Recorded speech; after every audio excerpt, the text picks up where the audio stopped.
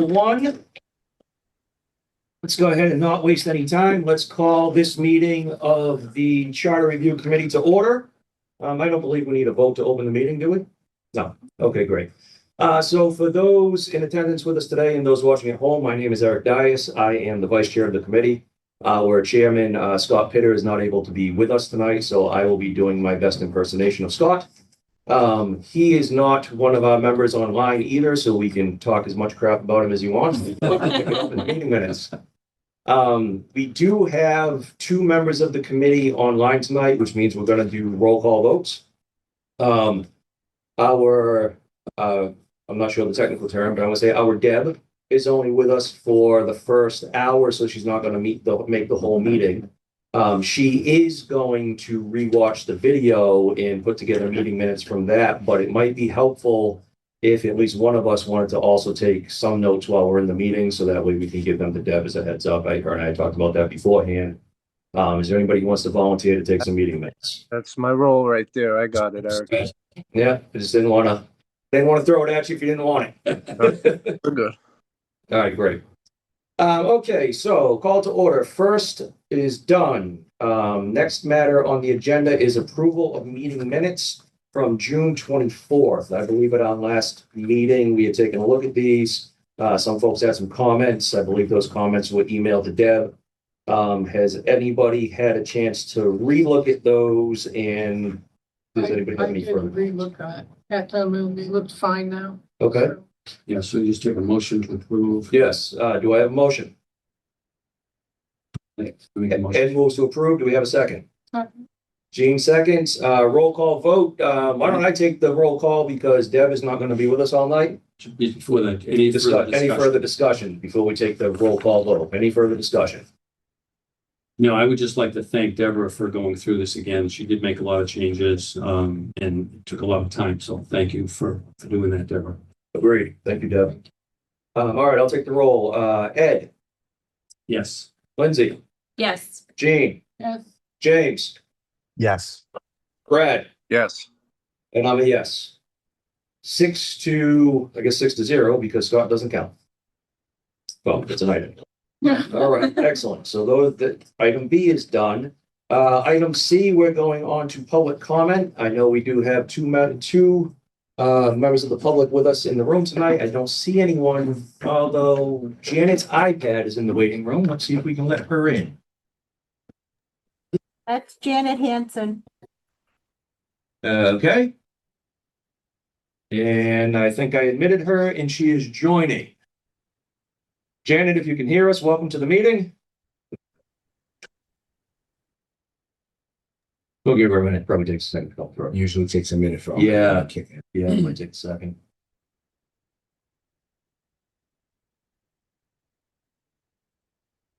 I do see her. I do see 5 She might participants. be on mute, something she doesn't know. Might not have a video. She may not have a video on. Okay.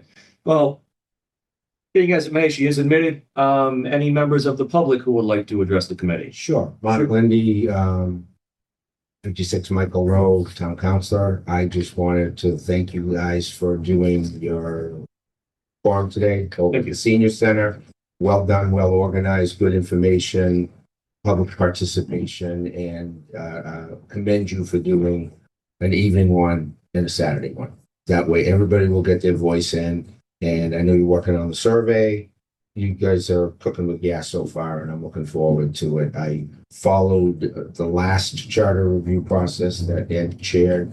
Very thorough job that they did. You guys are doing a great, thorough job already starting out. So just want to let you know. I'd rather know what's going on as this whole thing goes along rather than get it all to us at the council down the road when the report is finished.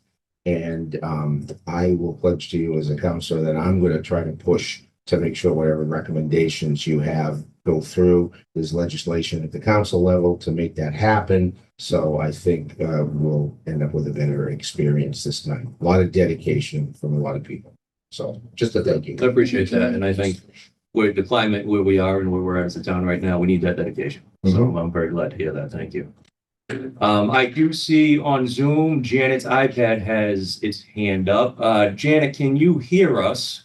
Yes. Oh, fantastic. Yep. Please proceed with your comment, and if you're willing, please state your name and address for the record. Janet Hanson, Pleasant Street. I don't have too much to say. I did go to the, your thing this morning and, which is good. And, I like the idea and hopefully, we can incorporate the resolution that the town council was putting forth about having it put actually in the charter as part of the, review that the town council has to make sure that they review any recommendations that are presented to them within a certain amount of time. I forget how many, if it was 90 days, I don't think it was a month, but 90 days, within 90 days seems reasonable, but I would like to see that in the charter. So, a resolution is fine, but it doesn't have teeth. So that would be good so that we hopefully don't go through all your work and then wait 6 years for it to pop up. So, but I don't have any further comments right now, maybe later after I hear some of the things you may be discussing. Thanks. Great, thank you very much, Janet. And I'll say, and this is just my own personal opinion, as one member of the committee, I echo the timeline concerns that we've heard. I for one am very interested in what we can do with this charter to force these items to be addressed by the council in some timely fashion. And I'm sure as we go through this, we'll certainly be talking more about that, and we'll see how that shapes out, what that looks like. So that's great. And to Janet's comment as well, we do have another public comment portion of the meeting before we close it. So I will ask if this current section of public comment, does anyone else have another comment? Okay, seeing none, we're going to move on to items for discussion.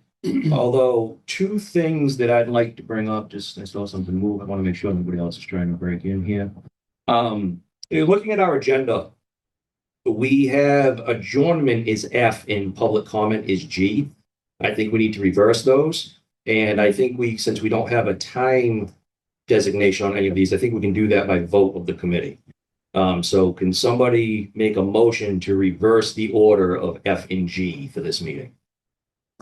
I put in a motion to reverse the order of F and G. Thank you. So moved. In Second. second? Okay, so any discussion on that?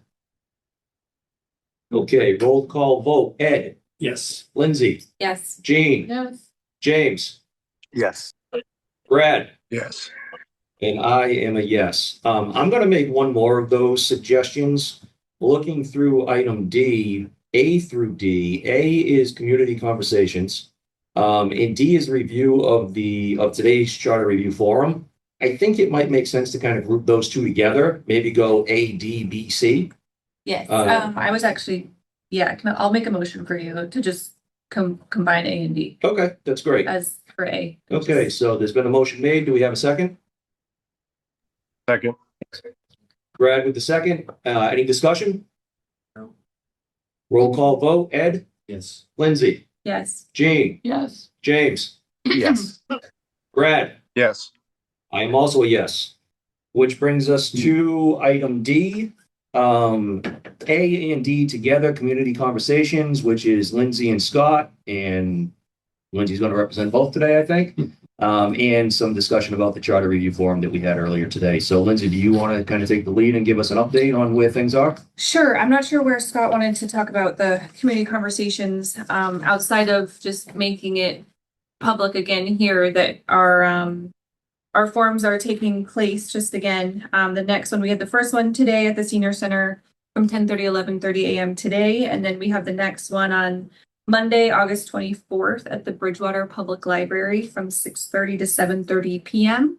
Okay. And then we have the final forum, which we can always add more, but as of right now, the final forum on Saturday, September 12th, in the council chambers here at Town Hall from 11 a.m. to 12 p.m. So that is our weekend day. Excellent. So just a reminder on all of those forums coming up, and we hope to see you guys there. And Can I then, make a comment? I did get somebody at the meeting today told me that they thought that maybe more advanced notice would be better. Like I know Mark Mark did something himself, but maybe we need to do something maybe a day or two ahead of time, just to, as a reminder for people. Can you do it on Facebook or something? Yep, I can definitely post. And then Debbie, were we able to send out that notification at this morning via the app? I don't think IT was able to do it because they were busy with another issue. So Okay. we'll make sure we do that with the next one. Okay, thank you so much. You want Um, to send out a notification for the next one even before, real soon, right? Not just the day Yeah. out, It's Monday, August 24th. So yeah, we could do another. maybe Remind- next Wednesday or Thursday, and then again on the 24th.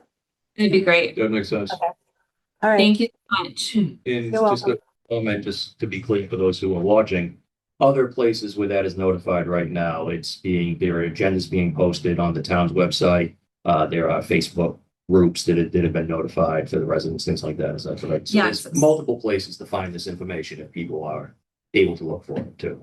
Correct. Right. One thing that did come up today, which I guess we can talk about, is one resident was saying how on the website, they're under subcommittees when you Google for the Charter Review Committee. He thought it'd be nice to have the forums posted there, maybe even eventually the survey. What do people think about that? I think it's a great idea.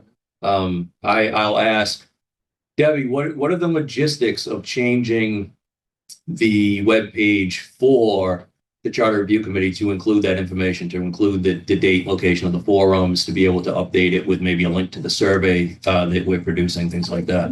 if you send me whatever you want under there, you send it to me and I can have it added.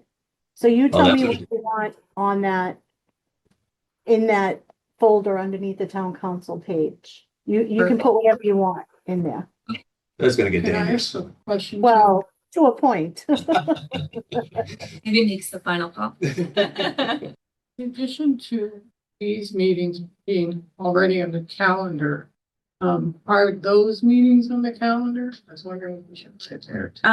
They are on the town, they're posted as meetings on the town agenda. So they are on the town Mhm. calendar. They are. But I did hear, that was one of the comments at the meeting today too, that some people are having trouble getting to find where the agendas are.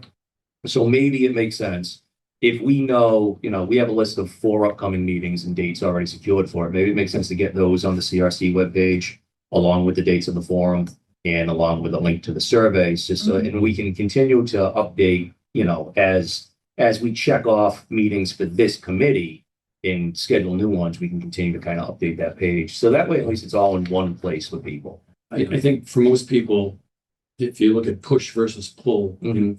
most people would respond better to a push. In Mhm. other words, we just send it to them rather than them having to try and go and find it somewhere. True. So, and that's, I think, where Facebook is probably where most people are going to go. Yeah. So if we can push stuff out as pertinent as we can to the time of the meetings, then I that'd did, be good. I did repost your notice a few times, someone at the request of an admin, but then also asked her to contact you. She still wanted me to do That's fine. Hey, we're a committee as a whole, so it's all good. But I do think that it's a good idea to post it like a few times or pin it to, ask the admin if they'll pin it to the top before a meeting first. That So way- maybe what I'll do is, along in conjunction with Debbie, doing the push notification on Wednesday and the morning of the Monday, I'll do the same thing on Facebook. Okay, that's great. I think that's a plan. As far as what came out of today's meeting, I thought there were definitely some key themes that came out of today's meeting. I think the one word that really sums up all of the things that we heard from the residents is communication. Whether it be among, residents to our town staff, residents to the council, things like that. I think communication so far, in my opinion, has been like the number one item that people seem to be frustrated.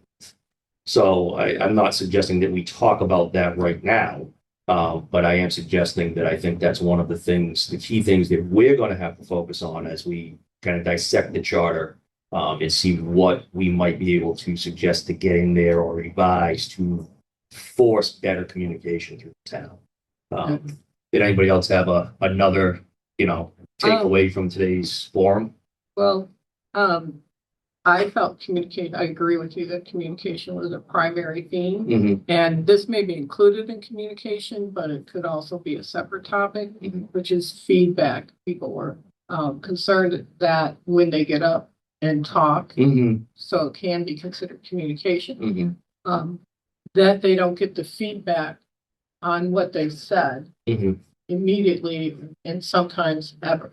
And that is, you're referring to at a council meeting Or, can be like, you sent an email. and they're not getting a response. Yes, or, basically, and a lot of that was interesting to me because it really started me thinking, Mhm. but I'm not a lawyer, so I don't know the answer to some of these questions. But it started me thinking about the fact that this is primarily because of open meeting law.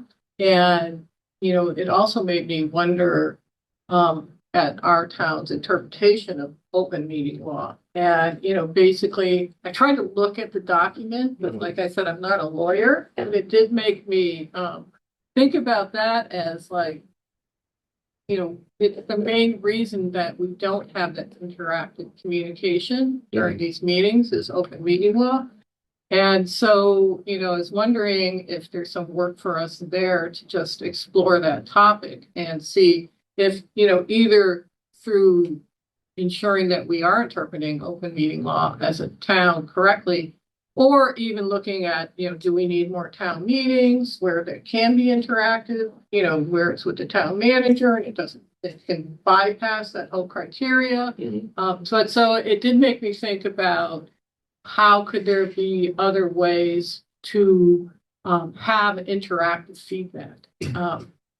So one thing we can do is we can itemize, we can list a bunch of questions and we can actually contact the Attorney General's office. Mhm. And they have a specific department that handles open meeting questions. So you can get assigned a person to work with you and answer those questions if we're not sure that our attorney is, representing us appropriately. I think that's a great idea. And, I will say, I've had some similar thoughts. And I think one of the benefits we had about today's forum and this body in particular is I think we had 4 current council members at the meeting today. And they did, in their turns, address why council meetings are structured the way they are. And I think they have some very valid reasons for why they're structured that way. And I think this body, we've got 3 former councilors on this committee, I believe, if I'm not mistaken. Former councilors No. on this committee? Yeah, do we know? Just one. Just one? Scott was a council. Oh, I apologize. I may have. Oh, Brad was too, sorry. So, yeah, two. Sorry, that's right. Two. We have He was two. not. It's- So I think that we have some insight on this committee as well. So I think that there's certainly probably suggestions we can make to help help improve that situation and still work within the confines of the open meeting law and things like that. I've got a few ideas, so when the time comes, we can certainly have that discussion. But I think, what we're at with these forums right now, and I think Lindsay said it very well at the meeting, this is a data gathering portion of our time together. Right. So I think it's our job at this point to start to getting this feedback, getting this data and start thinking about, what individually, when it comes time for us to sit down, crunch the data and start making changes, what can we bring to the table to discuss corporately? So I think it's all very valuable right now. So one question I have is, now that we have our first round of data, what are we doing with that? How are we structuring the data, categorizing it so that when we get through all 3 of them now, we're going to have some sort of a database or a report or something that then we can use as a guide for our discussion. I think that makes sense. Yeah. Lindsay, have you and Scott given that any discussion? No, we have not, but I will definitely talk with Scott about that. I do have the transcript of the entire call, so I can dive back through that and kind of pull some core themes and whatnot. So And I think, in my mind, core themes are probably what we're looking for from that data at this point. What are the majority of people saying? What are big ticket items? Some of them minutia. I don't know that, like we said in the meeting, we have a year together to basically get this done. So I think core themes from the forums, at least, is probably the key that we're looking for, in my opinion. agreed. I think when we get into stakeholder conversations and resident surveys and things like that, we might be able to get a little bit more dialed in, a little bit more specific from that data. Right. So obviously I got there late, but the second half I was there for, I would agree the communication seemed to be the major theme. Was there anything else that popped up in terms of the theme other than communication that you can think of? I think like communication, feedback, and there was some discussion, which was short, about how we, how some of our town councilors are at large and some are district. Okay. And there was different opinions as to whether that was a positive or negative. So that was sort of interesting, but that was a So short the structure of part. the council. Yeah. Yeah. Yeah, okay. That's good to know. You know, I heard a lot of reasons for and against the current situation while we were at that meeting. And it's funny, and we'll get to this, that is one of the questions in the stakeholder discussion that Brad and I have been bringing up. You know, how do people feel about our current council mix with at large versus district? Maybe as we move forward, that's something we want to make sure we're exploring at the next two sets of forums and things too. We get some resident input on that as well. The only other thing is, it wasn't so much openly like this is a topic, but you could see that people are looking for speed. You know, how can we, if there's something going on, how can we speed up the process? And I could see there, we talked about this a little earlier, but I could see there was frustration with how long even our process was going to take in some cases. And then, there was a couple people saying, can we make interim recommendations? And then there was some fors and positives and negatives with that. But I think there's a frustration, and we talked about this a little earlier, with how long everything takes. And it's not just our work, but in general. Town. Yeah, I agree. And I understand it, but being on this side of the table has also, I think, helped educate me a bit on like these things are a process Yes. as well, right? Like just for example, we have about a year to do that, to do our job. We know a year is kind of tight for what we have to do. Yeah. Right. But at the same time, I understand residents' frustration where the 2022 committee 2020 committee made a bunch of recommendations, and 6 years later, some of them either haven't been taken up or they're stuck. So I hear it, I share it, and I think that there's probably things that we can do to take, try to take that to the next level. And I appreciate, Council Lindy's comments earlier about supporting getting these things, the council will take these things up in a timely fashion and resolutions that have been recently passed and things like that. So I get the feeling that a lot of us are all on the same page. We just got to pull it together. Yep. Good. Okay. I'll also just say really quick too, just for everyone's knowledge. So we had about 13 people in the room. 4 of them were counselors, plus the 4 of us from the committee as well. So it was pretty well attended. We had thank you to the Senior Center for that as well, for hosting us. And we do look forward to the rest of the forums and having people there. Absolutely. Yes, thank you very much. And I'll say thank you to Lindsay and Scott, who can't hear us right now, just but taking lead on this, and certainly you guys have led the charge here. So thank you very much. Job well done. Job well done. All right. If there's no further discussion on that topic at the moment, I'll move us on to B, which is identification of key stakeholders, and that is Brad and I. Brad, you've disappeared from the screen. Are you still with us? Yep. I'm just outside walking my dog. He decided to go to the door. Excellent. All right, then I will, since you're on dog duty, I'll take the lead on this one for a moment. And if there's anything that I mess up or leave out, you are absolutely welcome to jump right in. Yep, my mic's open, so I'm here. Don't worry. Excellent. All right. I know we have 2 members on the screen who can't see what I'm about to hand out, which is probably not fair. I should have planned for that, but I'm just going to pass these around real quick. At the last time we talked about this at the last meeting, Brad and I had a list of questions that we thought, as a starting point, and we kind of, the whole committee made some comments. We reshaped those a little bit, and we took another look at the interviewees that we might be looking at for key stakeholders. So Brad had revised some of the questions, sent them back to me. I took that and turned it into what I just passed around, which I don't think you guys can see even if I hold it up. But it's basically, Scan that to them. oh, could you? Sure, that'd be great. Thank you so much. You're welcome. It just put in a questionnaire form. Oh, yeah, sure. Well, we pass a couple of these around too. We got a couple more participants in the room. No, there you go. Just so people can follow along. I just took them and put them in a questionnaire form, and the only reason being, you know, again, with a short timeline to be collecting this data, if there are stakeholders that Brad and I can't get face to face with, or if we meet with a department head and they say, you know, you should really send these questions to X, Y, and Z, my constituents who work with me as well, we can pass this along, let them get them back to us. So I just thought it was an easy way to do that. But let me run through the questions for the benefit of those who aren't here in person, and then we can kind of go through these and continue to edit as we see fit.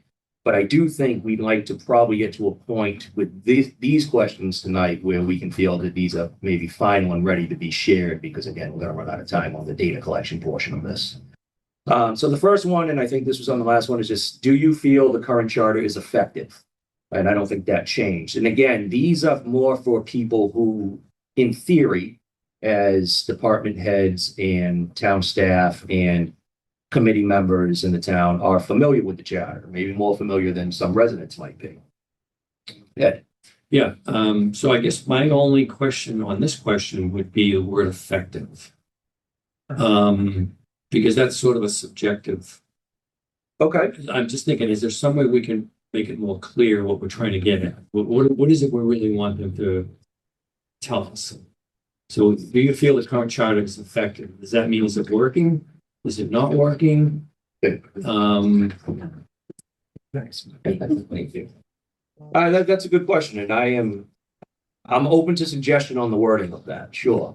And like, Brad, do you have thoughts? Maybe is serving the town well, or I'm just thinking of some other way. I mean, what is it we're trying to determine through this question?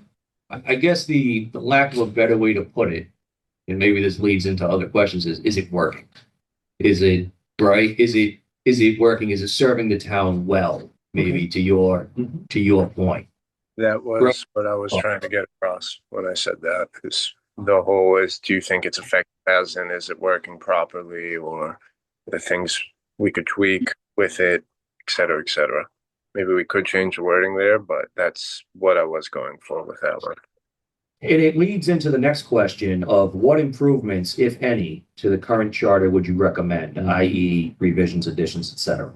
So maybe striking the word effective and going with, is it serving the town well, is more clear in that case. Does that make sense? Yeah, no, that does for me too. Okay, cool. Number 3, and this goes into something that we just talked about, relates to something that we talked about a little bit, a few minutes ago.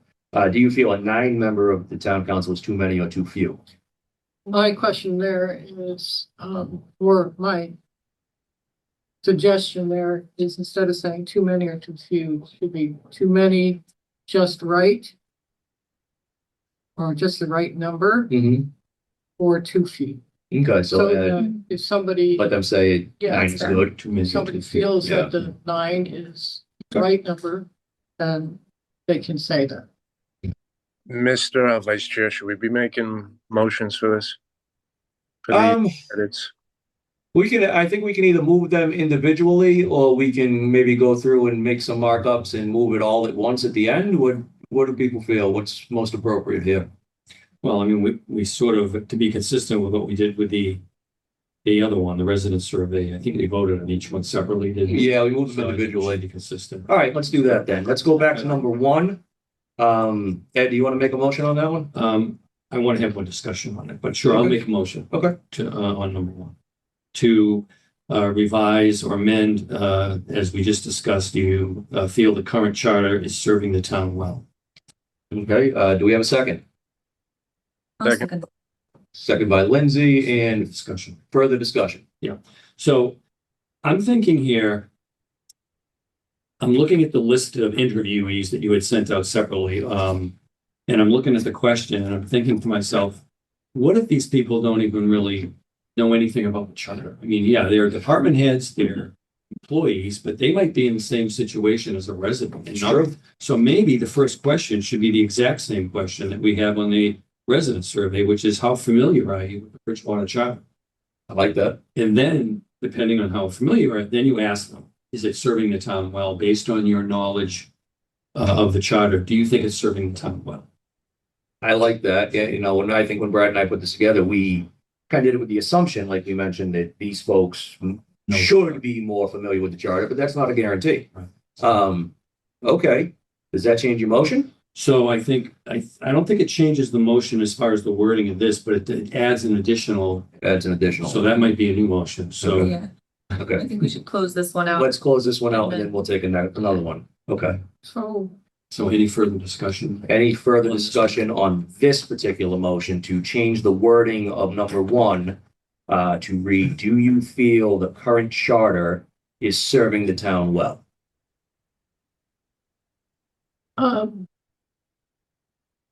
Again, I'm trying to understand what kind of response it's being looked for. Mhm. Like, because, they may feel like, number one, they may not know anything about the charter, but Mhm. then number two, charter is like a 47-page Mhm. document, and they may feel some of it's serving the town well, some of it's not. Maybe they have, I don't know. I mean, so if we're just trying to get an overview and you guys can communicate that informally, Mhm. because are these interviews like you're actually? They're intended to be sit-down interviews, yes. Okay, because then you have more opportunity to Mhm. explain, or Right. give examples of how they could respond to that question. Well, just to build off of what you just said, the next question on this list is what improvements, if any, to the current charter would you recommend? So maybe those two ultimately get combined, or they're a 2A and a 2B or something like that, because I think they kind of go together. Because I think two is a great question. I'm just not sure, from the overview perspective, I'm not sure how they would respond. Especially if they're not aware, or if they think, 9/10 of it's fine, but there's this one part that bugs them. I mean, maybe they'll respond with, this one part needs improvement, everything else is fine. And that would really go into question number two. Yeah, so I'm just wondering how you anticipate they'll respond, or if there is is there a way to say, what, more succinctly, what you're really wanting to ask them? Well, maybe we think about it this way, since I think what we're getting at is we're basically in the first question asking, does it work? And the follow-up question is, what would you change? Maybe we don't need to ask, does it work? Right? Maybe question number one is written here, goes away altogether And it's replaced. and is replaced with what you suggested. Right. And then How familiar are you with the Bridgewater? how familiar are you? And then the next question is, what would you change about it? Yeah, Or add to it, right? Because if you say nothing, I wouldn't change a thing. Well, that means you think it's working pretty good, right? Yeah. That maybe that's a better way to go about it. I think that also would allow more dialogue, because how this is worded feels like it could just be a dead stop at yes. Yes or no. Or no. Right. Yeah. Which is fine, but I think you can find that answer out in other Right, areas. right. In the notes on this at the bottom, I did include, respondents are encouraged to explain any reasoning behind their responses. And I think when we talk to people, we would try to pull that out of them. But to your point, yeah, it could just be a yes or no question. And that could be all we get. And I think we're all more than that. So the intent might be to send this, to schedule an appointment with whoever, send this out ahead of time so they know what the questions are. Mhm. And then actually meet with them and have a dialogue on questions. Right. Preferably, we would meet with people. If there's someone that we just can't get with because schedules aren't lining up or something, we could fill this out and send it back to us at the very least. Right. But I don't anticipate, between Brad and I don't anticipate too much of that happening.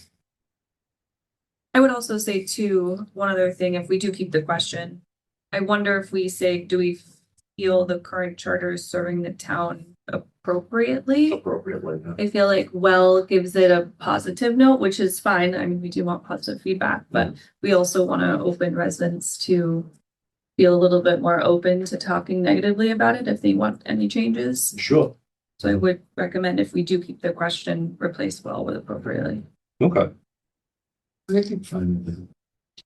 So that would be an amendment. An amendment to the motion. Well, I think we can do it two ways. We can amend the motion.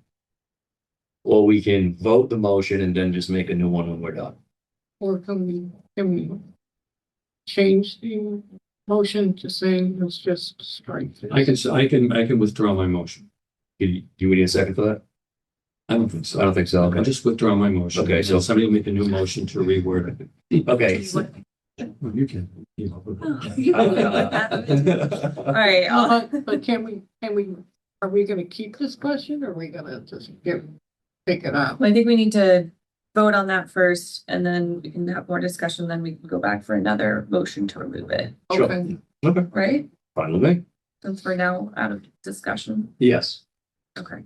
So I'll make the motion to change the wording from do you feel the current charter is effective to do you feel the current charter is serving the town appropriately? Do we have a second? Second.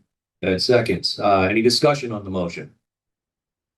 Other than what we already had, right? What's that? Other than what we already had. Other than what we already have. Yeah, I think that's a good discussion on it. All right, so hearing no further discussion, roll call vote. Ed, Yes. Lindsay, Yes. Jean, Yes. James, Yes. Brad. Yes. I'm a yes. Motion passes. Before we move on to anything else, does anybody else want to make another related motion? Well, we just talked about whether we want to keep that question. Mhm. So I'll make a motion to keep it because I think it's worth having. I'll second that. Okay, seconded. Any discussion? We already discussed. Here, discuss it. Hearing no further discussion, roll call vote. Ed, Yes. Lindsay, Yes. Jean, Yes. James, Yes. Brad, Yes. and I am a yes. So motion passes. We keep that question. Okay, now I would like to make a motion to add a new question one in front of this. That says, how familiar are you with the Bridgewater Township? Familiar are you with the Bridgewater Town Council? So that becomes question one, and everything else as listed here takes a step down. Yep. So no. Okay. Yeah. Do we have a second? I'll second that. Okay, I'm gonna give the second to Brad on this one. Any further discussion? I think that was, wasn't that James? I was Brad. Oh, that's right. Hearing no further discussion, roll call vote. Ed, Yes. Lindsay, Yes. Jean, Yes. James, Yes. Brad, Yes. and I am a yes. Motion passes. Okay, look at us cooking through this. Okay, so we have a new number one. How familiar are you with the current charter? Number two will be, do you feel the current charter is serving the town appropriately? And as written right now, number three, what will be number three, is what improvements, if any, to the current charter would you recommend, i.e. revisions, additions, etc.? Is there any discussion or motion around that particular question? Okay, hearing none, I'm going to move on to what will be number four. Well, we still need to vote. So I'll make a motion. Oh, we want to vote? I'll make a even if we're not motion discussing? to move forward with question 3 Okay, as written. okay. Second. Jean seconds. Any discussion? Okay, roll Well, I call. think we wanted to, if I'm not mistaken, you had a good suggestion of adding. Oh, no, that was the next one. No, that's, Never mind. Okay, roll call vote. Rob DiBattista is in the waiting room. Let me let him in before we keep going. Actually, I mean, we have revisions, additions. We don't have anything about removing anything. I guess that could be under revisions. Is it omissions? Is it Says- removing? et cetera. It's central. Kind of covers Central. anything else. Okay. So roll call vote on the motion as originally made then. Ed, Yes. Lindsay, Yes. Jean, Yes. James, Yes. Brad, Yes. and I'm a yes, so that one stays as is. Moving on to the next question, which will become number four. Do you feel 9 members of the town council is too many or too few as is written now? I know we did have discussion to add or just right, too many, just right, or too few. Or something similar, Or something similar. but something that says, you know, the present number is fine. Yeah, So just right might work. Let's see if you think of a better term. Gene, do you want to make a motion? Yes, I make a motion to add too many, just right, or too few. Do we have a second? I'll second that. Lindsay seconds. Any discussion on the motion? I think it's a good add. That is, I agree. I think it makes sense. Okay, hearing no further discussion, roll call vote. Ed, yes. Lindsay, Yes. Gene, Yes, James, Yes. Brad, Yes. and I am also a yes, so that one You passes. just need to add an S after R, right? I noticed that. Yeah, there's a typo there. Got that. We don't need a motion for that one. The next question as written, and this is something that we've talked about at the meeting today, and tonight. Do you feel we should maintain the current counselor split of 6 at-large counselors and 3 district counselors? Or would reverting to 6 district counselors and 3 at-large counselors be preferable? Now, just based on some of the discussion that we had, that I heard earlier today, I'm actually going to suggest we take out the last part of this that says, or would reverting to 6 district counselors and 3 at-large counselors be preferable? I'm almost thinking we ask if there's another split that could be referable and ask them to tell us what that might be. How does the table, any thoughts on that? And table also meaning the folks online. Yeah, I mean, I think there's multiple variations of how you could structure. I Mm-hmm. mean, you could go all at large, you could go all district, you could go a mix of some. So I think before you start listing, you don't want to list them all here. Let's not give them an either or. Right. So I would agree with you that maybe you just say, do you feel we should maintain the current counselor split, 6 at large and 3 district, and leave it there? And leave it there. And then yes or no, explain. Yes or no, explain, or propose alternatives Yeah. or something What like do you think that. might work better? Yeah, or would you propose an alternative structure and what would it be? Right. Type of thing. Does that make sense? Yeah. All right. I know it's not public comment time, but I saw Councilor Lindy with his hand up, and I just wanted to say 2 things. So you had 5 and 7 before, yeah. okay? Uh-huh. It was 5 district and 2 at large. Okay. And the previous question, when they changed it, Uh-huh. on the too many, too big, it Yeah. was required Okay. that we have 9 counselors based on the number of residents per precinct. Okay. That's why it was changed. Okay. The former town clerk, Marilee Hunt, could probably explain it best. Okay. She was the one that was the architect of the whole plan. So just giving you background information. No, understood and well taken. Thank you very much. And I know it's not public comment part, but I know we're voting on these now. So if there was any additional input that we could get, it would impact maybe the way we vote, then I wanted to hear it. Again, asking the question for feedback, we'll take this information back. And then with the information that we'll get, we'll see what we can do with it within the confines of the law that we're required to abide by. So I think leaving it as people making suggestions for what they might prefer doesn't commit us to that suggestion, but it helps us get input. So any, Yeah, I would, are you planning I to would- first get that information on whether it can be changed? Or are we going to vote on this question? Yeah, well, my thought is that I would vote the question now. Okay. I would like to vote the question now in whatever form a motion takes. And, between now and the time that we either meet with these folks, I think Brad and I can look into it and know what we're allowed to get away with. And certainly by the time we crunch the data here, we can make sure that we know that. And go from there. okay, I'll make a motion on question 5, because it's now question 5, that we remove everything from the word or to the end. And Ed, do you want to add anything in its place, or do you just want to leave it there? I could put parentheses, explain, close, close. Do you want to remove the extra U? I'm sorry. Oh, yeah, I didn't see that. Good. It's 2 U's. We should be adding yes. Oh, and there's a That's like one of change. those things, can you find the number? Yeah, yeah. Yes.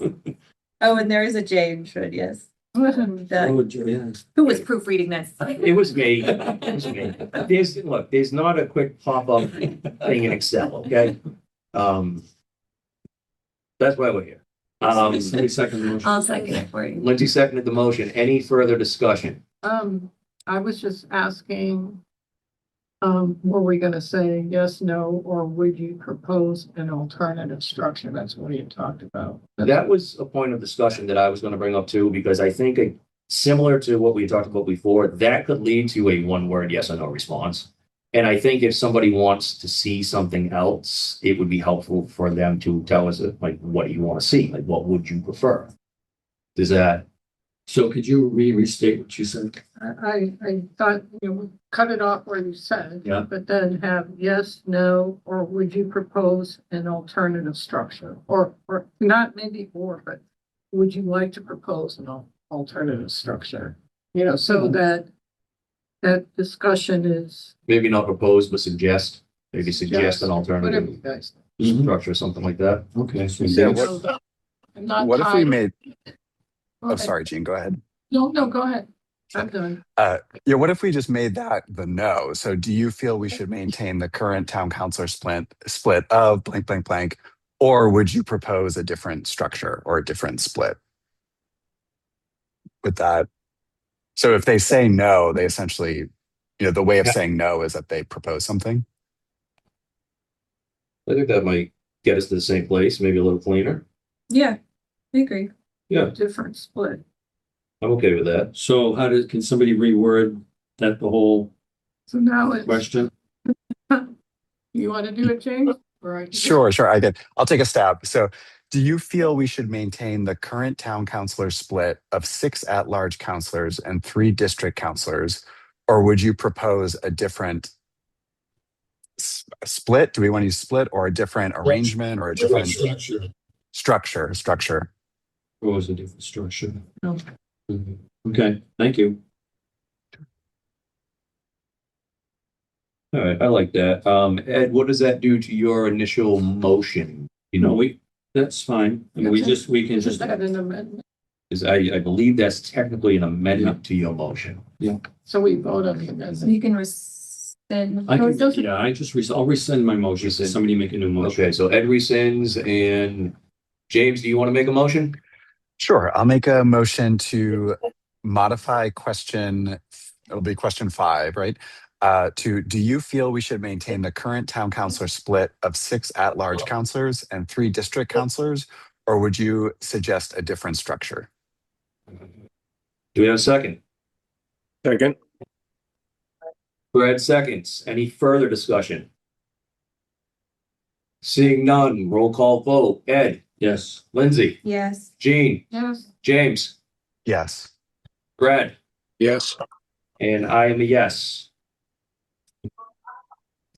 Moving through this, 5 is, well, what will become 6, or has become 6. Mhm. How do you think we can improve communication between residents and the town government? excellent question. Mhm. I think it should stay as this. And I think it plays into some of the feedback that we heard earlier Yeah, today and That's what I in what we might want to consider as far as recommendations moving forward, how to do that. So,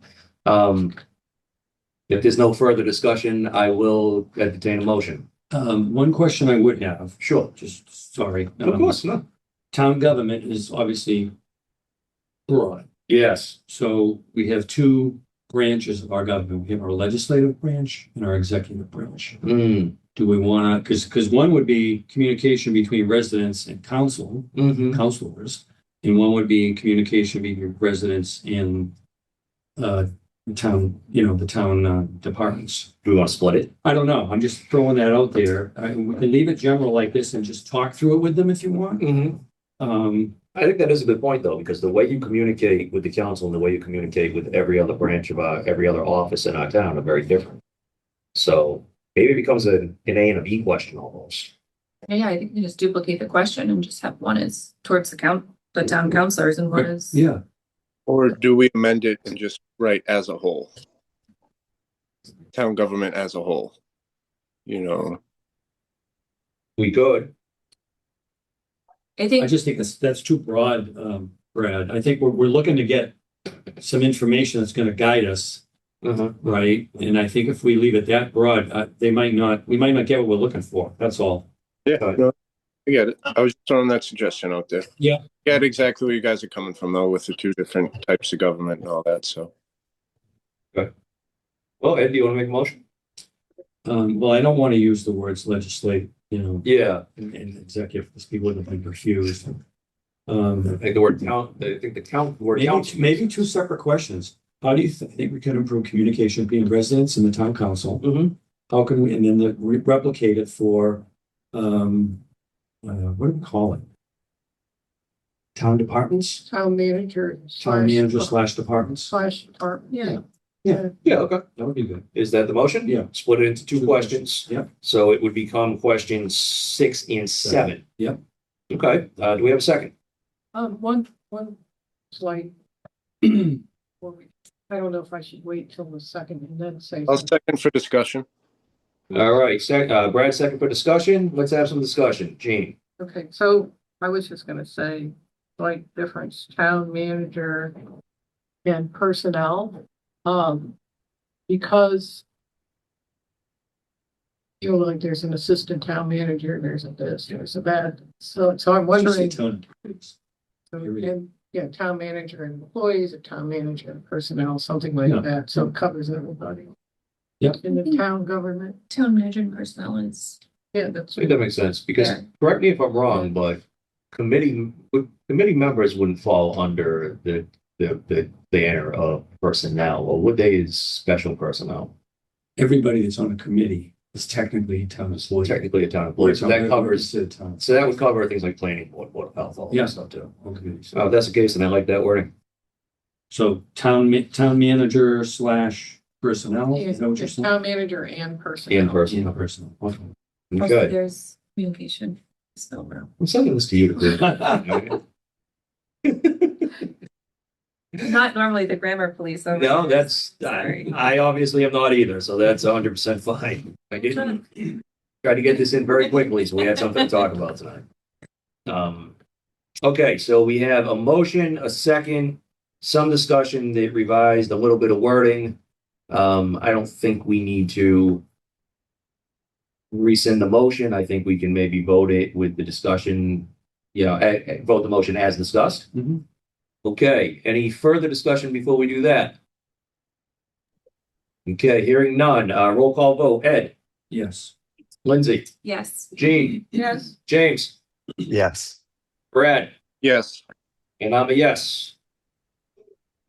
was that for both 6 and 7? That was for 6 and 7, yes. So now that'll bring us to the new number 8, which is, do you feel that in general, residents understand the purpose of the charter? I like it. I think it's kind of good feedback for us because I think some of what we've been running into and what we've been concerned with is people, us not necessarily knowing that people are going to know what we're talking about when we get to some of these forums. And I think before the forum started today, I heard some of that. There were a few residents who were there. They were like, "Oh, what's the charter?" Before the meeting even started. And I think it'd be helpful to get that input from some of the town department heads, especially maybe from the manager's office and stuff like that. I think you said it right there too. A lot of residents don't even know of the charter. A lot don't. So I wonder if there's a way we can word it, because understanding the purpose of the town charter is a little bit different. They already know about it. Mhm. And they know what, kind of the basis is of it. Mhm. Most people don't even know of it. So I wonder if there's a way we can. So maybe it becomes, do you feel that in general residents are aware of and understand the purpose of the town charter? Or understand the purpose of the town charter? Does that seem like it makes sense? That doesn't like it. No, because I think we already know the answer to this question. And I think you're probably We right. already know it's a no. Yeah. That's fair. Really, I mean, I'm looking at the list of, people are gonna be asking. I don't think the police chief, the fire chief. They're not the ones who are going to deal with that. They're not gonna, they're gonna say, I don't really know. All right. And I assume no, they don't know. So, I think those answers would come more from, that question is probably targeted more at maybe council members town manager, office staff, Yeah. clerk staff, things like that. But it might, the thing is, it might reveal some interesting thoughts. That's one of the things that I kind of like. Generate discussion with a meeting or something. Yeah, like, do you think they're aware of and understand? And they might have had a personal experience where somebody came in and wanted to do something and, you know, like the town clerk or town manager, or this person or that person.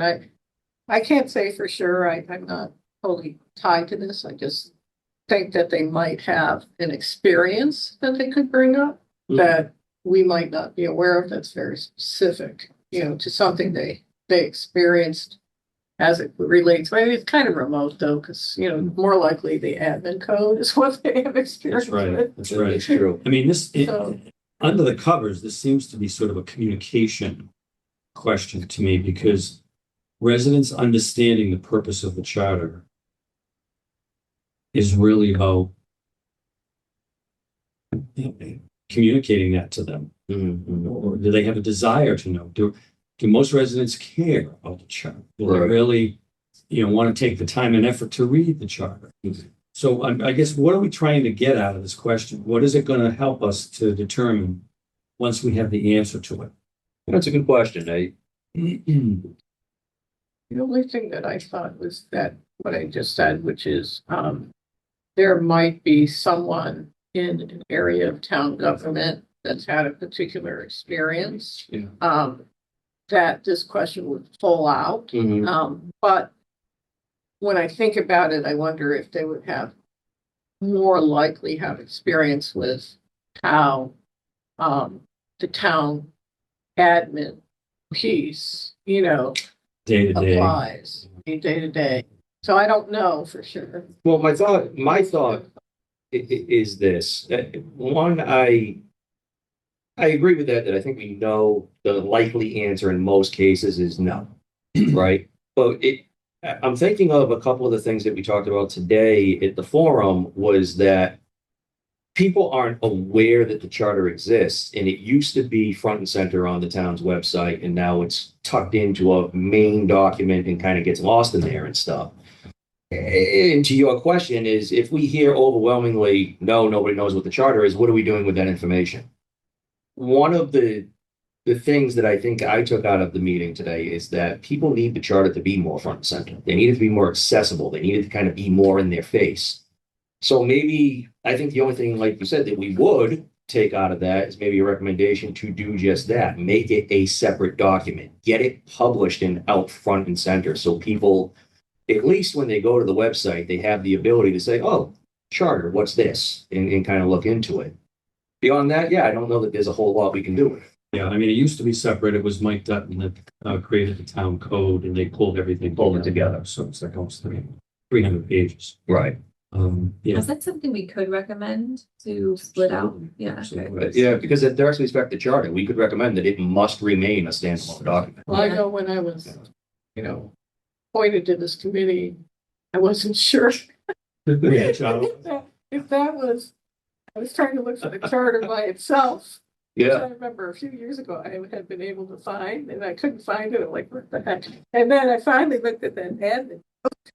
And I'm like, hey, wait a minute. I think it's in the first part of this document now. Well, no, the bylaws are in it too. Yeah. Yeah. That's why it's so big. And It's just like, Again, and we're not at that point, but my personal opinion is that it should be a standalone document. Yeah.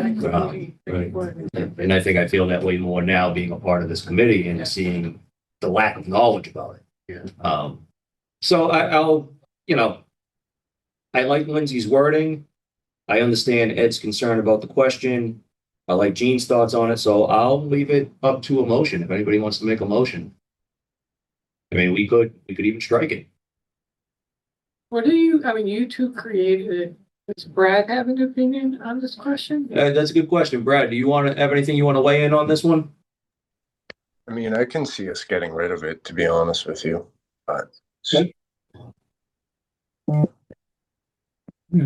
Well, we are at a point, Well, we added a question, so now we do. well, we brought this to a 10-question survey so we far. are 2 questions, right? Right, so we're at 10 questions, including this one, and it wouldn't hurt us to pare it down a little bit.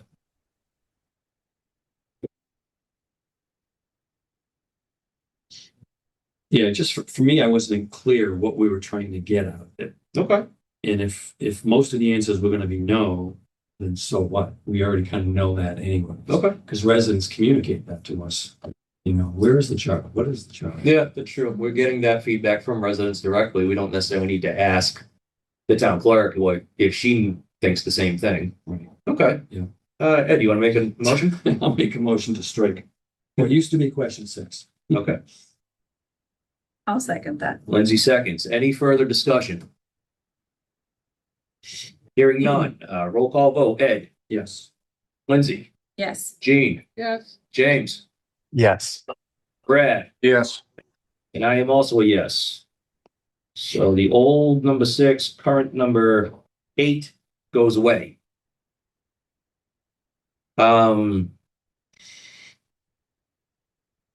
The new, whatever number we're on, it's gonna fall Number in. Okay, so the new number 8 is gonna fall in line right after 6 and 7. So 6 and 7 are about how do you think we can improve communication between residents and the town council? And then the next one is the manager and personnel. So the new number 8 right after that would be what could we change to make communication throughout the whole government flow better? Which seems like a good place to keep that one.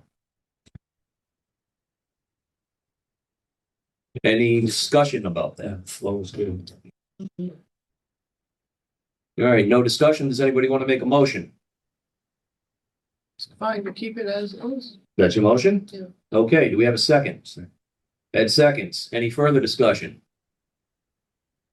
Hearing none, roll call vote. Ed, Yes. Lindsay, Yes. Jean, Yes, James, Yes.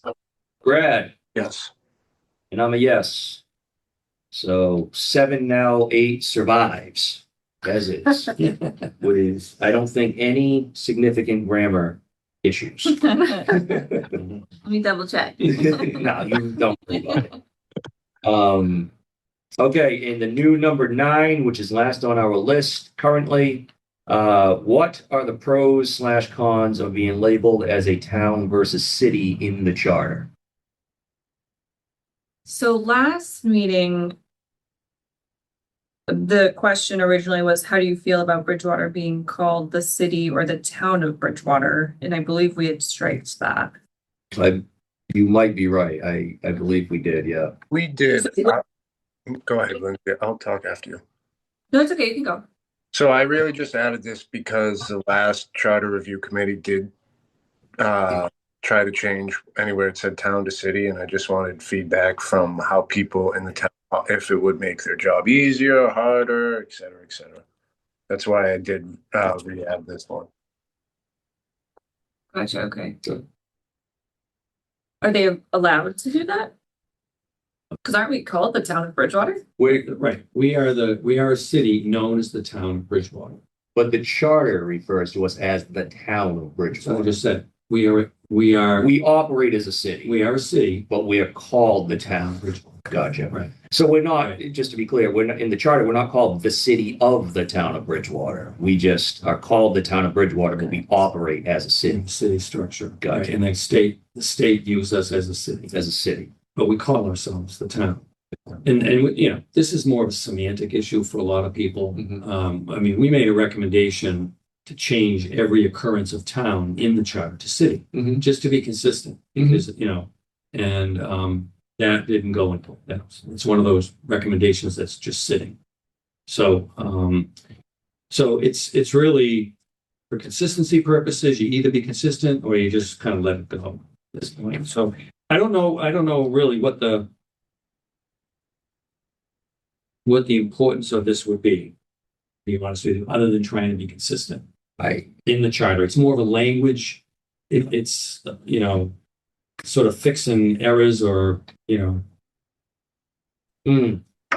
I get that. To Brad's point, though, I am interested to know if it would have any bearing on what, you know, our department heads go through on a daily basis. Would it factor into the way we conduct business or deal with other townships or other state agencies or anything like that? Well, it's already affected the town clerk because the clerk, there are certain, Tina has mentioned this to me before, I don't know what they are, but there are certain regulations now that she has to follow based on the fact that we do have a city form of government. So, So it has already affected her. and that's independent of our name. That's based on our form of government. Correct, absolutely. Yes. So, Now, I don't know if the other departments have also been affected. I would probably assume no.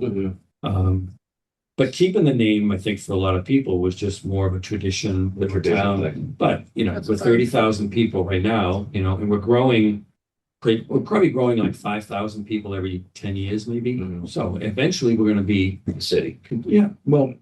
So yeah, to Ed's point, the reason why I did bring this up is I knew the town clerk did get, like, as he just says, has to play by a different set of rules. And I imagine it doesn't, but I threw this in there because maybe if you're a building commissioner in a city, it's different than in a town, you know? But from what, I'm sorry, Brad, I didn't mean to- No, you're good. Good. Go ahead. From what I'm understanding from what Ed's saying though, is that the town clerk's job and responsibilities only changes not because of our name. We call ourselves the Kingdom of Bridgewater, but, which sounds awesome. Let's do that. I like it. But it's our actual form of government, not our name, that's changing, you know, her responsibilities. Okay. All right. But Brad's got a good point. I mean, there maybe what we need to do is we need to do some research to find out if there are any other, you know, things about being a city that have changed us in any shape or form. Can I, Or if we call ourselves, if we officially call ourselves the city of Bridgewater, does that change anything? And maybe that's a research on our end. Right. Okay, Gene. I'm wondering if the real question here is what are the pros and cons of being labeled city? Because that's what we are. Being a city. It's just town is like, you know, we're just doing that for familiarity purposes, but you said that the town clerk had new things she had to deal with because we're now a city. So it really is the question you're trying to ask anything about town. That's just a kind of like way to make this more friendly, you know, friendly, smaller community type feel. But really, we're operating as a city, not as a town. Sure. So is that the real issue that, you know, when we operate as a city, we have to follow different requirements? That's what I'm just wondering. I'm not familiar with this whole. If we officially call ourselves a city to the public, Mhm. right? If we remove that section, that wording from the charter that says the town of Bridgewater, Mhm. if we remove that and call ourselves the city of Bridgewater, does that change anything? That's a I good guess question. that's what we need to research. I think that's the question. And, you know, to Brad's point, some of the department heads may have already run into this, right? For example, the building inspector. The building inspector may be able to tell us, like, look, I've been doing this for X amount of years. Right. If we call ourselves a city, I'd be able to do X, Y, and Z. Whereas while we call ourselves a town, I can't do that. Okay. So, But aren't we already calling ourselves a city? no, we're calling ourselves a town, although we have a city form of government. Ah, I see. Yes. Okay. So maybe to that regard, it makes sense to leave the question in, but to, you know, hear if there's anything that is affecting their day to day. But at the same time, do our own homework and see if there's a reason beyond that to change. Thank you, Deb. All right. Thank you, Deb. So I would say if we were to keep the question, instead of leaving it broad as pros and cons, because I feel like that can get into more of like a personal Subjective. debate. Yeah, We should just be a little bit more specific of, you know, in their work, yeah, they, specific, yeah, you know. in their operational responsibilities. What do you? whatever we Yeah, call it. Yeah, yeah. I think we should do that. Another reason why I did bring this up is I didn't know if us actually labeling ourselves a city in the town charter will make it easier for the fire department to get different grants or this or that. I remember when I was on the council, me and Johnny Loretti tried to get PFAS renovation grant, and we were too big of a town to receive it, found out. So that's just another reason. I know you might only be able to ask 4 or 5 people that, but it's just another thought that came to my head when I was thinking of that question. That makes sense. Yeah. I don't think it hurts us to That's leave it in. great. Some people may just look at us and go, I don't care. But, okay, then so be it. But for, like Brad said, to the 4 or 5 people who do, maybe that's valuable information for us to know. I agree. Great example. Okay. That you just gave. Yeah. Okay. What do we do? So if we were to make a motion, how would we word the workforce? What are the pros and cons of your daily work? Or how is it affected? I don't know. How is your, What if we said something, what are the impacts to you? What are the impacts to your daily work of us being a town versus of us being a town, a city called a town? Or I don't know, maybe we kind of workshop the end there, but maybe Or instead of are pros and there- cons, we say impacts. maybe are you aware of any impacts to your daily responsibilities for us being labeled a town versus a city? Good. Does that Yeah, make sense? I like that. Okay. Does anybody want to make a motion? People. I'll make it. Yeah. I said it. All right. I'm gonna say, I can't remember what I said. I'm gonna move that we reword this to say, are you aware of any impacts to your department responsibilities with Bridgewater being labeled as a town versus a city in the charter? I'll second that. Second by James. Any further discussion? Okay, hearing no discussion, I am going to call roll call. Ed? I just want, you wrote everything down. Can you Sure. Reread it. Are you aware of any impacts to your department responsibility with Bridgewater being labeled as a town versus city in the charter? Responsibilities. Department responsibilities, yeah.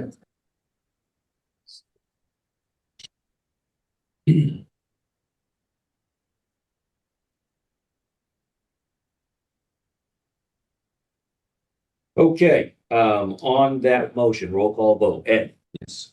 Lindsay? Yes. Jean? Yes. James? Yes. Brad? Yes. And I'm a yes. All right, so those are the questions that we had. Before we move on from this topic, do any other members have any questions that they think we should add to this before we run with it? I'm just curious, did you go back and look at what the previous committee had done as far as questions to see if any of those were pertinent to ask again or not? I took a look through them myself. I didn't find anything that really jumped out at me. Brad, did you have a chance to take a look at those as well? I kind of bounced one of my questions off of that, but besides that, that was really it. Okay. I forget All right, so when it was, but So if nobody has anything further to add to this, I think I would like to be able to leave here making these changes, circulating this to the group, and then getting off and running on interviews with the stakeholders. And what we've identified for key stakeholders at this point are, I don't know if everybody has this list, so I'm gonna read it off. The town manager, the assistant town manager, council clerk, committee clerk. Fine, Committee clerk is Deborah, I believe so. but she's the council clerk. She's the council clerk, so they're the same. So the town clerk would be Tina. Town clerk, correct. So you're keeping council clerk. Council clerk, and we're replacing committee clerk with town clerk. Finance department Town clerk's office. and town clerk's office, that would be in here twice, so we can strike the second version of that. I'm sorry, yeah.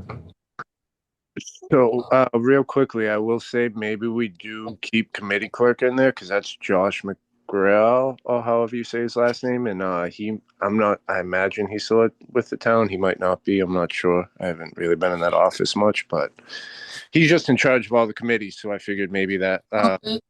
Okay, yeah, then let's leave that in there. And then town clerk stays, police chief, fire chief, water and DPW supervisors, DPW superintendent, HR department, building commissioner, town councilors, library trustees, community and economic development department, and committee chairs, specifically planning board, ZBA, conservation, community preservation, and finance. I did want to add one to that list. What's that? Committee chairs, and that would be Park and Recs. Park and Recs. I like What that. about the school? Would that be? No. They're set. Or outside? Regional school district, yeah. Health department, Yeah, I think health should go in here too. health department and I would say department and committee chair, board chair, right? Oh, yeah.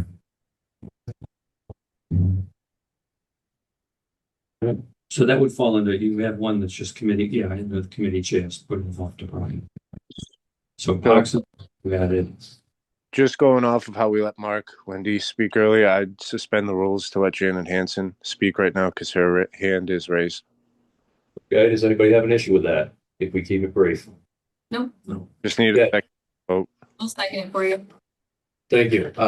If we need a vote, why don't we do a quick roll call? Ed? Yeah. Yes. Lindsay? Dean? Yes. James? Yes. Greg?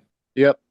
And I'll be a yes. Janet, if you can Hi. hear us, please, do me a favor and just restate your name and address. Yep, Janet Hanson, Pleasant Street. Just real quick, and maybe you said it, but did you say the assessor's office and building No. inspection? Did you say those two departments? I didn't hear. We Building have is on building, there, we but do no not have assessor. assessor. Yeah. So you, Sorry, Eric. okay, No, I I'm good. just wanted to be sure you had those. Good. That's it Hey. until your comment section. Thank you. Thank you, Janet. And the other thing that I would like to be able to do is Brad and I circulate this is, when we talk to these folks, I ask them, is there anybody else that you feel that we should be talking to? And I think I made this point last time. I know that if you talk to me, I'm going to have a very different view and maybe be unplugged from some things that the people who work for me are more plugged into, right? Because they're dealing with a different group of clients on a different level than I am and things like that. So, if we go to, let's say Tina, and Tina says, well, go talk to my secretary too. I think she's got a lot of things you should hear. I want to be able to do that. One thing is some people may not be available for one reason or another, so you have something that like gives you an out. That if they're not available, that you can not interview them. Yeah, I don't think that it's mandatory that we interview every one of these. I think we need to make every effort that we can. Yeah. And part of the reason that I wanted to put the questionnaire together was kind of for that reason. If we can't get face to face with someone, we can at least send this to them and say, hey, can you fill this out for us and send it back to us? And at least then we've gotten some form of input from that person. And I can't imagine that would happen too much, but I think if it does, we have some sort of a plan B. Just so you don't box yourself in where you have to have that person Okay. if they're not available. Yeah, no, I agree. So I think this list would be considered, this is our goals list, this is our hit list, and it's our intention to hit as many of these as we possibly can.